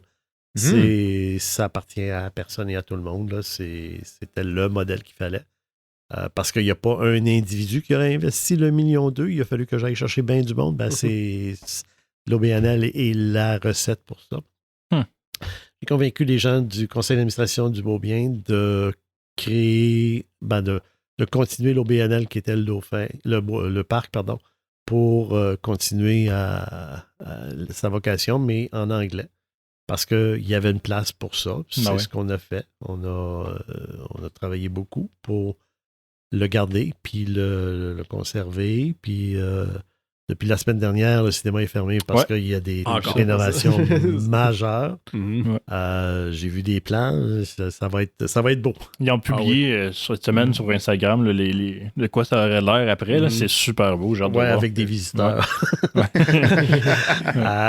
Mais d'ici que l'épisode sort, probablement que les rénovations vont être terminées, donc on va pouvoir voir. Ça va être plusieurs mois de c'est 2 mois. 2 mois? Ouais, c'est ça. Un mois, 2 mois. Mais ça bientôt. Préférablement pour l'été. Ouais. C'est ça? Exactement. C'est ça qu'on espère. Mais même le Beaubien, il y a eu des grosses rénos. Vous autres, c'est quand que vous les avez faites? 3-4 ans? Juste avant. Les dernières, là? Ouais, juste avant la pandémie. Ouais, ça, juste avant, ils en ont fait des très, très grosses là aussi. Puis il y en a encore qui se font tout le temps, là. Puis le cinéma du parc était pas... il était en bonne condition quand même. Moi, j'ai plus un lieu... même s'il n'y a pas une mise à jour cette année, il avait été encore... Il y a besoin d'amour dans les côtés cachés. C'est ce qui ne paraissait pas, là, comme le tuyau d'égout qui était cassé dans le slab de béton là, dans l'entrée. Ça apparaissait pas, mais les employés qui devaient vider le lavabo du comptoir à bonbons à Chaudière, eux autres, ils le savaient. On est toujours très bons pour cacher les défauts, mais tu sais, l'usure normale. T'es bon pour ça. Moi, c'est pour ça, des fois, tu sais, juste quand, mettons, j'ai des groupes de personnes âgées, de FADOC, de whatever qui viennent, ils veulent tout le temps qu'on allume les lumières de ménage pour qu'ils s'installent parce que t'as des gens plus vieux qui sont pas à l'aise. Moi, je leur dis non. Je dis non. Pas parce que j'ai rien à cacher. Mon cinéma, il est très propre, il est très à jour, mais c'est comme si j'allume les lumières de ménage, la scratch qu'il y a sur tel banc, là, tu vas la voir. Puis malheureusement, moi, je veux pas, ou le grain de popcorn que le staff il a oublié de la ramasser, là, tu vas le voir sûr et certain, puis là, tu vas te dire, c'est pas propre. Alors, c'est une salle de spectacle, on garde ça sombre, c'est comme ça que c'est. Désolé, les lumières de ménage, ils s'allument tout seul avec un timer à la fin des films, je peux rien faire. Mais tu vois, Perry, ça a été une chose que, quand on a fait le plan d'affaires du Beaubien, en 2001, que les gens se plaignaient qu'il faisait trop noir dans les salles, et oui, parce que c'est une clientèle spéciale qu'on visait. Les gens nous disaient, on veut lire dans l'intermission. Quand j'arrive de bonne heure, je me choisis ma belle place, j'ai 15 minutes à passer, je veux lire parce que je veux pas me faire casser les oreilles par de la publicité. Parce que c'était l'époque où il y avait la pub géniale de l'armée canadienne dans les salles partout. Qui cassait les oreilles de cette clientèle-là que nous, on visait. Ils nous ont dit, nous autres, on n'en veut pas de pub de l'armée. Passez de la pub si vous voulez, mais pas celle-là. On veut lire. Donc, on a installé, pas des lumières de ménage, mais des lumières de lecture. On a installé de l'éclairage supplémentaire dans nos salles. Oui, ils vont voir le grain de popcorn, mais tu leur dis, écoute, c'est parce que vous êtes la 3e séance de la journée. C'est des gens qui étaient là juste avant vous, puis je ne fais pas nettoyer la salle au grand complet. On trouve des excuses. Comme tu disais tantôt, on camoufle. Mais on a répondu aux besoins de notre clientèle en leur offrant ce petit plus-là qu'ils voulaient, qui a fait qu'on se démarque. Mhm. Puis ça fait qu'aujourd'hui, quand les salles vont dans certains multiplex, puis qu'ils voient que l'éclairage même de base marche pas. oui, parce flash. parce que les lumières n'ont pas été changées depuis 3 ans qu'ils sont brûlées. Ça fait qu'on se démarque. Je dis parce que j'ai encore mon cœur là, que le Beau Bien, le parc, le musée se démarque. Ben, tu tiens ça à cœur, l'industrie au complet. Là, moi aussi, je le vois quand on va dans d'autres cinémas, que je vois, ça tu le sais, ça, quand toutes les lumières ont changé pour du Dell, puis qu'on a mis toutes des Dell dans nos salles, je sais pas si toi savais ça, mais ça flashait au début, tout le temps, ça. Mais moi, on s'est parlé beaucoup dans ce temps-là. Exactement, c'est ça. Tout ça, c'était tout un défi, mais tu sais, c'est plate à dire, mais t'as encore des salles que ça fait ça. Puis je suis comme, c'est parce que ça fait plusieurs années qu'on est rendu à ça, tu sais. Fait que ça me désole un peu, moi, quand je vois ça. Je suis comme. Ben ouais. Puis t'as juste le goût de dire, tu sais, t'as juste besoin d'acheter ça. Il y a des solutions. Oui, c'est ça. Il y a des solutions. Il y a des solutions, tu sais, sauf que. Ouais, c'est ça. Mais tu sais, la preuve de quelqu'un qui tient ça à cœur. Ouais. Puis pour le cinéma du musée, ben, c'est un petit peu la même histoire. Un samedi soir, j'ai le téléphone qui sonne. Bonjour, Nathalie Bondil. Je suis directrice du cinéma du musée. Oui, Madame Bondil, je sais qui vous êtes. On a une salle, grande salle au musée des Beaux-Arts, qui est sous-utilisée. Puis bon, des gens à qui je parlais me disaient que peut-être que ça pourrait faire une belle salle de cinéma. C'était-tu déjà une salle de spectacle de quelque chose? Non, c'était une salle de conférence. De conférence, OK. C'est une salle de conférence. 380 places. Un stage. Oui, un écran, mais qui était petit pour l'espace disponible. Qu'est-ce que vous pensez qu'on peut en faire? Un cinéma. Parfait, je vais aller vous voir. Elle dit, parfait, je vous attends demain matin à 10h. Ça a été, OK, je vais visiter la place. Oui, ça avait besoin de beaucoup d'amour parce que c'était dans un espace qui était peu utilisé parce que pas facilement accessible. Donc, je leur ai présenté le projet de ce qu'il faudrait faire pour arriver avec la place, pour en faire une salle de cinéma. Et le musée a été vraiment là. Ils ont trouvé un donateur, un généreux donateur qui a cru dans le projet. Puis on a réussi à installer un projecteur, puis agrandir l'écran, puis être capable d'accueillir des spectateurs. Combien de places maintenant, là? 380 places tout le temps. On n'a pas changé les fauteuils. C'est à faire. Mais c'est encore utilisé et c'est ça il a fallu qu'on trouve la vocation de cet espace-là parce que c'est très grand, c'est dans le centre-ville. On ne peut pas présenter là des films en même temps que les salles parce que c'est pas un cinéma. C'est pas un vrai cinéma comme les autres peuvent l'être aujourd'hui, mais c'est une vraie salle qui peut présenter des vrais films. Donc, c'est là que ce qu'on expliquait tantôt, là, que l'événementiel a pris toute sa place. Donc, c'est devenu la place à Montréal pour faire des avant-premières, des questions-réponses, des présentations à des équipes, c'est... Beaucoup de festivals qui y vont aussi, qui utilisent la salle. C'est la place. Au rendez-vous cette année, on a fait notre clôture là-bas cette année. Ouais. Le Fantasia, le FIFA... c'est la place idéale pour les festivals parce que c'est la place idéale de 380 places. Parce que, bon, tu veux faire quelque chose, tu as Maisonneuve, 1200 places. Après ça, ben, tu tombes à l'Outremont, 800 places. Après ça, tu tombes au quartier latin 9. Fait que là, c'était comme... Il y a l'Impérial, quand il était ouvert. Fait que dans l'offre, ça venait compléter, ça venait remplir un trou parfait pour ces événements-là à cette dimension-là. C'est lequel film que vous avez ouvert là-bas en premier?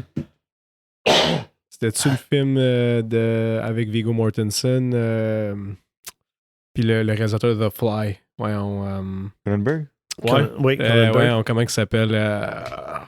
il se fait opérer dedans, là, puis les morceaux, puis toutes sortes. Là. C'était quoi, ce film-là, maudit? Mais Il c'était était pas venu chez vous. Oui, il était venu chez vous. Il est venu pour la première, effectivement, mais c'était pas C'est le récent. premier film. Hein? C'est récent, ce film-là, non? Oh, oui, Ouais, ça fait 5 ans. Le cinéma du musée, ça 6 ans. Ça fait 6 ans, c'est Ouais, ça. mais le film dont tu parles, il me semble que c'est comme il y a 2 ans. Ouais, C'est déjà 6 ans, ouais. From the Future, c'est il y a 2-3 ans. Ouais, c'est ça. Ouais, From the Future. Ouais. Ok, bon, fait que c'était pas lui. Ouais, Je suis c'est dans ça, le mais champ, parce mais que- il est venu, puis tu l'as Ouais, vu. on l'a présenté, puis avec son chandail des Canadiens. Oui, Oui, c'est vrai. C'est vrai. Ouais. On fait des événements aussi, beaucoup de locations pour des trucs corporatifs. Parce que, bon, tu veux présenter tes états financiers, le portrait de ta compagnie pour dire comment t'es beau, t'es fin, tu le présentes sur un écran de 45 pieds, ça a comme pas le même punch, mettons. Puis c'est un endroit idéal pour un cocktail, tout ça. Donc, ça a trouvé sa place qui est très particulière. Ce qui n'a pas facilité le début, par exemple, c'est que, bon, j'ai rencontré Mme Mondil au mois de septembre, pardon, 2019. Puis au mois de mars 2020, le monde a arrêté de tourner. Fait que on avait à peine 5 mois d'expérience que le cinéma a été fermé. Ça a été le premier cinéma fermé au Québec, ça. Ouais. Parce que le musée a fermé. Le musée a été obligé de fermer le 12 mars. Les cinémas ont fermé le 13 mars. Ça a été quelque chose, ça. Donc, ce que j'avais prévu au plan d'affaires, la première année, c'est réalisé la 4e année. Ouais. Pour ça, tu vois, ça fait 6 ans, mais moi, je m'en étais pas rendu compte. C'est juste que, tu sais, nous, on était carrément sur pause pendant 2 ans. Fermé 302 jours. Ouais. Si je me trompe pas, c'est là que Denis Arcand a filmé Testament. Il y a une scène qui est au cinéma, tu parles? Oui, absolument, oui. Le cinéma, du musée. Le cinéma du musée, oui. Ouais. Ils ont été là 4 jours pour le tournage de cette petite scène-là qui fait même pas 10 minutes. Là. Ben ouais. Mais savoir, peut-être le programmateur en moi qui est curieux de ça, mais on parle aussi de quand même de plusieurs cinémas qui ont une vocation de présenter du cinéma, justement, qui n'est pas présenté dans tous les autres multiplex, dans le cas du Beaubien, cinéma francophone, du parc du musée. Pas quand même répertoire, on peut dire. Je suis curieux d'avoir quelques mots sur l'art, justement, parce que là, il faut choisir ses films beaucoup plus... faut réfléchir à la sélection. C'est pas juste les films populaires qui circulent. Comment on procède? Ben d'abord, la première étape qui est pas très connue de la part du grand public, c'est que nous, exploitants de salles de cinéma, on les fait pas, les films. Et on n'est surtout pas... on contrôle surtout pas le calendrier de sortie des films. C'est frustrant quand on reçoit sur Google 2 étoiles sur 5, tel film, je l'ai haï. T'es comme... Ouais, un des reviews de ton cinéma. J'ai ça pour ça aussi. Là, tu réponds. Ça aussi. Là, tu te dis comme, ouais, mais est-ce que vous avez aimé notre ça? Oui, j'ai adoré. T'es comme, bon, ben... Change ta cote. Mais tu sais, il y a dans la programmation que vous avez présentement là au Pine, il y a 3 des films que moi j'ai vus au Festival de Cannes au mois de mai l'année dernière. Ah oui. Donc ils sont sortis dans le marché professionnel il y a presque 1 an. Oui, on a vu les films à ce moment-là, mais il n'y avait pas encore de distributeur. Donc le temps que le vendeur à l'étranger fasse une offre au distributeur et que là, il coordonne toutes ces dates-là avec la date de sortie en France, parce que oui, ils sont sortis en France. Même s'ils ont été présentés à Cannes l'année passée, ils sont sortis en France il y a seulement qu'1 mois. Donc, ils ne peuvent pas les sortir au Québec avant de les sortir en France. Puis là, ou aux États-Unis, ou ça, la coordination des marchés, c'est devenu de plus en plus problématique parce que les plateformes sont là en arrière qui leur poussent dans le dos pour les avoir le plus rapidement. Puis s'ils les ont sur la plateforme, c'est partout dans le monde. Fait que là, c'est un échiquier qu'il faut que tu places tous tes pions. Donc, on est tributaire du calendrier de sortie des films. Donc, on l'a vu pendant la pandémie. On l'a vu pendant la pandémie. Encore plus. Hey, vous pouvez réouvrir. Le monde était content. Enfin! Je dis, oui, mais puis là, tu regardais ton calendrier. Moi, je me souviens, j'étais ici, le monde, il m'écrivait, il dit, hey, j'ai hâte de voir vos films, puis j'ai hâte de venir chez vous voir un tel film avec un gros popcorn. Puis moi, j'étais là avec un calendrier vide. Puis une mention qui disait, by the way, le casse-croûte ne peut pas ouvrir. Fait que là, t'es juste comme. Hey, faut quasiment que tu dises à personne comme, j'ai désolé, ça marchera pas. J'ai dit 302 jours fermés, mais j'ai pas compté le nombre de jours où le comptoir était fermé. Mais aussi. Et bref, là, on reçoit les téléphones, les messages des distributeurs qui disent, OK, parfait. Mon film va être. Je prévois le sortir dans un mois, dans 2 semaines, dans 3 semaines. Là, tu reçois le téléphone d'un autre qui sort en même temps, avant, après. Puis là, tu reçois tous les calendriers. Puis à chaque semaine, ici, maintenant, au Québec, il sort à peu près 10, 12, 13, 15 films. Alors là, quand tu as seulement que 8 salles comme ici, ou bien 5 comme le Beaubien, tu dis OK. J'ai ouvert celui-là la semaine passée. Est-ce qu'il va être encore. Est-ce qu'il va encore trouver un public suffisant dans 1 semaine, dans 2 semaines, dans 3 semaines? Donc, c'est là que l'expérience, quand tu connais ta clientèle, rentre en ligne de compte, puis tu dis OK, bon, je pense qu'il va faire 3 semaines. Fait que faut que ce film-là va ouvrir dans 3 semaines. OK, je vais prendre celui-là. Mais là, après 2 semaines, il n'y a plus un chat dans la salle. Tu prends le film qui était offert la 2e semaine, qui lui va faire 2 semaines. Fait que là, tu manques ton film de la 3e semaine. Fait que là, tu jongles constamment avec les calendriers et la réponse du public pour essayer de trouver ce qu'il y a de mieux pour que tu puisses payer ton hypothèque à la fin du mois, ton électricité, tes employés, tes dépenses. C'est toute une game. On l'a fait nous-mêmes ici aussi. Vous autres, c'est un niveau de... Parce que on a quand même les Dune de ce monde, les King Kong versus Godzilla, etc. Mais c'est la même problématique.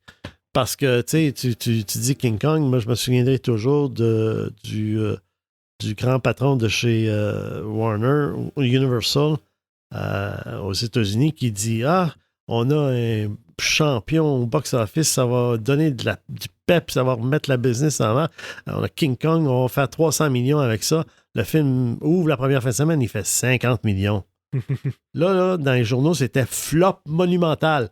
Hey, 50 millions! On peut-tu se dire que c'est quand même pas des peanuts? OK, c'est pas les prévisions que j'avais attendues. OK, mon investisseur qui a acheté des actions de ma compagnie qui s'attendait à un retour sur son investissement n'aura pas ce qu'il a. Lui a raison de ne pas être content. Mais hey, le public qui est allé acheter des billets pour 50 millions de dollars, hey, il s'est pas trompé. On l'a couvert un peu. Là. C'est continuellement comme ça. Et ça peut être le contraire aussi. Tu annonces 50 puis tu fais 300. Ça n'arrive pas souvent, mais t'espères qu'il y en a. Mais sauf que si tu as dit, OK, je pensais qu'il allait faire 50 puis il en a fait 300, mais moi, je voulais ouvrir un film dans 2 semaines. Là, je pourrais pas l'ouvrir parce que j'ai encore du monde. Est-ce que je vais risquer de perdre le potentiel que j'ai avec ce film-là, que je sais d'expérience, rendu en 3e semaine, combien ça va être, pour quelque chose que je ne connais pas. T'avances, là, les yeux bandés dans ça. Donc, c'est vraiment, là, c'est très risqué. It's an art. Monsieur Provigo, lui, il sait qu'il va vendre tant de livres de beurre cette semaine. Il achète tant de livres de beurre, puis il va y vendre. S'il ne vend pas, il va y mettre en spécial la semaine prochaine, mais il va quand même en vendre parce que les gens achètent du beurre à chaque semaine. Nous autres, oui, c'est des films, mais c'est jamais le même film. C'est jamais la même livre de beurre. Ah ouais, mais ça. Puis par chance, les distributeurs indépendants, québécois, français sont plus faciles à travailler avec que les majors américains. Je trouve. Fait qu'ils sont plus... Dans notre expérience à nous, admettons, tu peux splitter un film quand ça fait 3 semaines qu'il est chez vous. Tu te dis, regarde, je veux te garder, mais là, j'ai tel autre film qui s'en vient. Ça va être le bulldozer, mais je veux te garder encore parce que je veux pas perdre d'argent. Au moins, ils sont plus faciles pour nous, en tout cas, à travailler avec. Versus des majors US qu'eux autres, c'est carrément Non, c'est tu le gardes full ou tu le gardes pas pantoute. Puis ça, c'est plate un peu. Ouais. C'est Ce des que tu expliques situations. là, en fait, c'est des conditions de travail, des conditions de négociation où c'est un contrat qu'il y a entre le fournisseur, distributeur du film, et l'exploitant, le propriétaire de la salle. Puis là, tu t'engages à livrer une certaine marchandise et tu as un contrat, donc il faut que tu le respectes, ce contrat-là. Mais ça nous permet de présenter des films plus longtemps. C'est ça que je veux dire. Quand tu arrives dans une situation où tu as 2 films qui marchent bien, mais là, ça te prend un écran de libre pour présenter quelque chose de nouveau qui sort que tu peux pas prendre. Mais quand tu offres aux 2, tu leur dis, regarde, toi, je te donne la moitié des shows, toi, je te donne la moitié des shows, je vous mets sur le même écran. Est-ce que ça marche pour vous autres? Sont plus faciles dans mon expérience à moi de dire oui, c'est bon, on est juste content de hold, comme on dit. Ouais, c'est plus facile parce qu'ils sont plus petits et plus accessibles et plus c'est proches. ça, ouais. Alors que quand t'es très gros, quand t'es un multinational, quand t'es un major, Disney ou et que peu importe, t'as 3000 copies qui sont sur le terrain, tu peux pas te mettre à faire 3000 cas d'espèces différentes. Alors, c'est la même règle qui s'applique à tout le monde et je pense que c'est quand même mieux que de faire des exceptions puis des passe-droits parce que là, je sais, ça s'est déjà vécu, il y en a déjà eu dans l'histoire où on dit ah ben là, comment ça se fait que lui il a ça puis que moi je l'ai pas. Donc c'est ça, il y a un set de règlements puis tout le monde joue avec les mêmes règles. Frustrant. C'est Très un avantage frustrant. et des Très, avantages. C'est frustrant Très, des très fois. frustrant, mais au moins tu le sais. Ouais, tu sais un peu à quoi t'attendre. Tu sais. C'est 100 km pour tout le monde sur l'autoroute, puis si tu te fais arrêter à 110, tu sais que tu es à 110. C'est ça. C'est ça, ouais. Tu as mentionné, mettons, les films. Je trouve en ce moment, c'est vraiment un gros problème dans notre industrie. Tu sais, les gens que, tel film, un film comme King Kong, il devrait faire 300 millions au box-office. Il fait juste 50 millions le premier week-end. C'est un flop total. Puis tout, je trouve que notre industrie est vraiment au proie par ça en ce moment. Disney le sent en maudit cette année, là, tu sais. Ouais. Avec quand tu dis. Quand tu prends un film comme. Indiana Jones. Indiana Jones, ouais, tu sais, de mentionner Raiders of the Lost Ark, qui a quand même fait 500 millions. Tu sais, c'est de l'argent, maudit, là. Mais il a coûté très cher aussi. Mais il a coûté 400 millions. Je sais que c'est pas un succès de leur point de vue de business, mais écoute, après 2 jours, je pense qu'ils disaient que c'était la pire affaire ever done. Tout, je suis comme crème, c'est parce que le film, on le présente encore pour c'est ça qui arrive. Je peux-tu avoir une chance, tu sais? Pouvez-vous garder un peu la nouvelle que c'est un flop avant de comme. Exactement. Ça arrive beaucoup, ça. Même en ce moment, c'est avec quel film qu'on le voit, qu'on a ouvert? The Fall Guy, juste cette fin de semaine, il est ouvert. Il y a eu quand même un week-end à 30 millions à date, tu sais, ce qui est quand même très, très bon. Mais là, ils sont déjà en train de dire oui, mais là, le film, il a coûté 130 millions ou quelque chose de même, il va jamais le faire, c'est tout, mais c'est. Il commence. Laissez une chance, il commence. C'est ça, puis c'est un problème. On est la seule industrie qui, on est dimanche matin, annonce 30 millions pour la fin de semaine, puis la journée du dimanche n'est pas encore comptabilisée. Et les recettes d'aujourd'hui, on est chanceux, ici, il pleut, là, ça va être une meilleure journée probablement qu'hier. J'espère, on te le souhaite. J'espère, je me pose les doigts. Mais tu sais, il annonce déjà ces chiffres-là. On est la seule industrie. Je parlais de M. Provigo puis ses livres de beurre tantôt. Ils annoncent pas le lundi matin qu'ils ont vendu 1 million de livres de beurre, eux autres. Tu sais, pourquoi est-ce qu'on fait ça? C'est comme ça depuis toujours, puis ça fait partie de la game. Puis comme si les investisseurs, puis tout. Le Wall Street, ça fait un bout, je l'ai dit, je trouve que c'est un... Pour bien des industries, c'est un, comment tu dis en anglais, un bane, ça a ses bons côtés, mais là, c'est très mauvais côté aussi, puis c'est ça qui est plate. C'est que tu fais des conférences de shareholder, puis là, tu dis, tel film, faut qu'il fasse tant, sinon... C'est comme si on aurait dû pas le sortir, tu sais. C'est plate parce que c'est des films qu'on présente, puis après ça, c'est présenté dans les médias d'une manière négative, tu sais. Fait que, alors qu'on parle souvent d'une fin de semaine ou d'une semaine, tu penses à quel autre produit que tu vas faire que tu t'attends à ce que la première semaine de vente tu sois remboursé au grand complet. Ça exactement. Un film, ça a une vie complète. Laisse-y un peu de temps, puis il va être vendu ailleurs après. Puis sans là, compter que ces conversations-là de revenus éclipsent totalement la qualité de l'art en tant que tel. Ouais, C'est même pas dans le discours, ça. Il est-tu bon, le film? Ouais, je sais pas s'il est bon, mais il fait pas d'argent, hein? On est très très loin de ça. On va voir ce qui va arriver avec le Coppola qui va être présenté à Cannes. Ouais. Oui, ils ont monté à bande-annonce hier. Il n'y a pas de distributeur encore. Ah, ils l'ont trouvé. Ils l'ont trouvé? Oui, j'ai oublié c'était qui, mais j'ai vu la nouvelle qu'ils l'avaient trouvé. Ouais. Tu vois, t'as un scoop que j'ai pas. Mais c'est ça, pas de distributeur à travers le monde. Là, il a investi 100 quelques millions. Il a vendu ses quelques vignobles pour payer son film. C'est ça. Donc, c'est rendu la finance qui règle les films. Fait qu'on va voir comment la critique va arriver. Mais c'est parce qu'il y a d'autres facteurs aussi qui viennent se greffer à ça. On parle de 30 millions. C'est 30 millions domestic market. Canada, États-Unis. En salle seulement. On ne parle pas du marché international. Il va faire 10 ou 50 millions à l'international, ça vient se rajouter, ça. Et ce qui est problématique et ce qui explique, on parlait des plateformes tantôt, les autres médias, ils ont tué le deuxième marché qui était la vidéo, le DVD, VHS, Blu-ray, peu importe. Là. Okay? Ils ont complètement tué ce marché-là qui était plus rentable et profitable, rentable en termes de gross, là, de revenus bruts et de revenus nets pour chacun des partenaires là-dedans, que ce que les plateformes font. Aujourd'hui, les plateformes donnent des peanuts par rapport à ce marché-là qui permettait de faire des films qui sont présentés aujourd'hui. Hélas. Puis une réalité qu'on s'est fait dire souvent dans nos congrès conférences, c'est que si un film ne marche pas au cinéma, il ne marchera pas bien. Il y a des exceptions, bien sûr. Tu as toujours un film qui va trouver une seconde vie sur les plateformes de streaming. Mais s'il ne marche pas au cinéma, il ne marchera pas bien plus sur le streaming. Il va passer dans le beurre, comme tu dis. C'est des anomalies, des fois, qui vont développer un culte à long terme. Là, mais c'est tellement rare. Mais la vaste majorité, si tu n'étais pas capable de convaincre du monde d'aller le voir au cinéma, une fois que tu mets sur la plateforme, tu vas pas bien convaincre du monde non plus de le regarder là, surtout quand tu as tellement d'autres choix.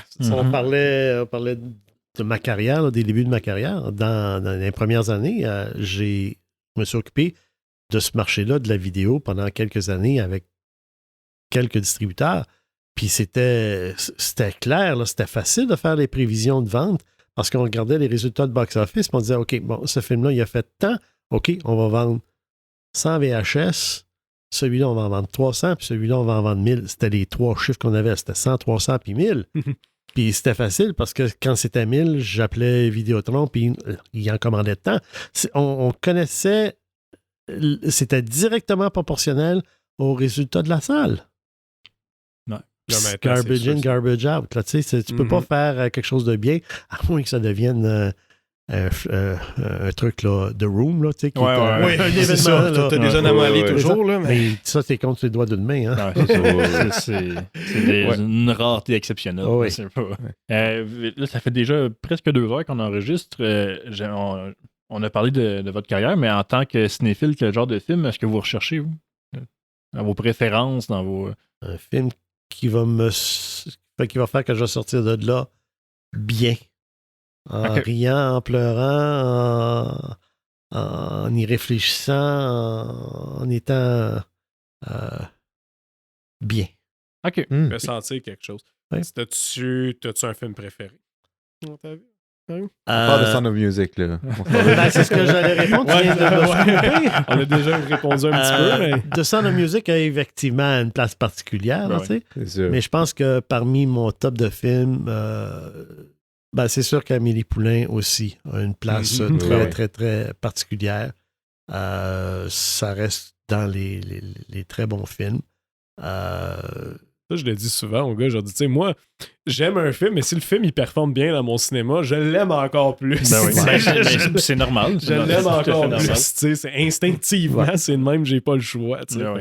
S'il t'a sauvé le cul pendant une couple de semaines, t'as une affection qui se développe. Absolument, même si le film, c'est peut-être je l'aurais pas tant aimé que ça. On parle quand même d'Amélie Poulain, là. En plus. C'est ça, tu sais. Il y a des genres de films, c'est plus des catégories de films, des genres de films. j'ai 3 petits-fils là, qui ont 12, 10 et 7 ans. OK, quand il habite à Gatineau, quand il venait chez nous puis que ça prend son bain, les enfants, c'est toute une routine. Là, ben, c'est un à la fois dans le bain, puis l'autre, tu l'installes devant la télévision, puis là, c'est des Buster Keaton, Charlie Chaplin, ces films-là en noir et blanc, là, tes plugs là, ça marche encore, ça pogne encore, ils s'en souviennent aujourd'hui, quelques années plus tard, puis ils sont fascinés par ces films-là. Fait que oui, là, c'est ça, ça reste. Moi, Bon, au début, vous me demandiez là, d'où vient mon amour pour le cinéma. Moi, quand j'étais jeune enfant, là, c'était les débuts de Télémétropole, le Canal 10, qui a été fondé par J.A. de Sèvres, qui était aussi propriétaire de France Film, qui distribuait tous les films français de l'époque. Quand il a commencé son Canal 10, là, l'après-midi, pour faire du remplissage, il jouait des films français dont il y avait les droits. Fait que moi, là, Eddie Constantine, Fernandel, toute cette gang-là là, de films en noir et blanc, Lemmy Caution, tout ça, là, moi, j'en ai passé du temps, des après-midi avec ma tante Thérèse à écouter ces films-là. Je pense que c'est là que la petite graine a pu germer. Formidable. Dites-vous juste, quand vous allez à Paris, à Unifrance, oui. C'est ça, ouais. Tu sais, des festivals, on en a des festivals ici, tu sais très bien. Là-bas, là, c'est stéroïde, là. Ça commence à 9h le matin, je pense, 8h, 9h. 9h le matin. Il y a des films toute la journée, jusqu'à 9h, 11h, 1h, 3h, 5h, 4 jours. 4 jours de suite. 5 salles. Plusieurs films aussi. Ouais. Fait que tu peux pas toutes les voir. Là. Tu peux pas toutes les voir où il y a du monde qui saute d'une salle à l'autre, qui écoute un demi-film, qui vont dans l'autre film pour voir la suite. Ouais, parce que quand il y a beaucoup de films qui jouent en France, c'est connu que ton film vient d'être bon parce que s'il y a une perte d'intérêt, les gens vont juste partir. Ils vont dans l'autre à côté. Non, fait que c'est stéroïde, là. Ça y va en tabarouette. Mais c'est pour ça que les rendez-vous d'Unifrance, on y allait en gang. Puis oui, avec ton père, avec Denis, avec Didier, tout ça, on était... avec Louise, avec ma blonde, là, on y allait, puis on se pointait à la porte du cinéma, là, puis on disait, OK, bon, toi, tu vas dans cette salle-là, toi, tu vas dans cette salle-là, toi, tu vas dans celle-là. Fait qu'on allait voir 5 films différents. On sortait de là, on s'échangeait nos opinions. J'ai vu la scrap, j'ai vu quelque chose de bon, faut pas que tu le manques. Fait qu'on finissait notre journée, il y avait 25 films qui étaient présentés, on en avait eu 20 à notre gang, on était correct. C'est bien C'était du ratissage organisé. Tu verras pas ça au Québec de sitôt, là, tu sais. Là, c'est vraiment... Mais c'est un marché. C'est pour... On est 600... acheteurs ou exploitants de salles de cinéma à travers le monde qui vont à Paris pour voir ces films-là. C'est la production de l'année. Ben oui. Bon, c'est fascinant. Votre plus beau souvenir, votre plus belle expérience dans une salle de cinéma, ça serait quoi? Un moment marquant. Que ce soit un film ou que ce soit même en travail. Une soirée spéciale, peut-être. Oh là là. Il y en a beaucoup. Il y en a, ouais. Anything that pops up. C'est pas obligé d'être le top. Ça peut être n'importe quoi. Comme moi, par exemple, j'en ai déjà mentionné, mais c'est la présentation de Les 8 enragés au Cinéplex Scotiabank en projection en 70 mm et tout. C'est un super bel événement. J'en garde des beaux souvenirs. Mais ça peut être n'importe quoi. Ouais, ben c'est ça. Je racontais tantôt The Mission. Là, la première expérience 70 mm, c'était bien. Oui.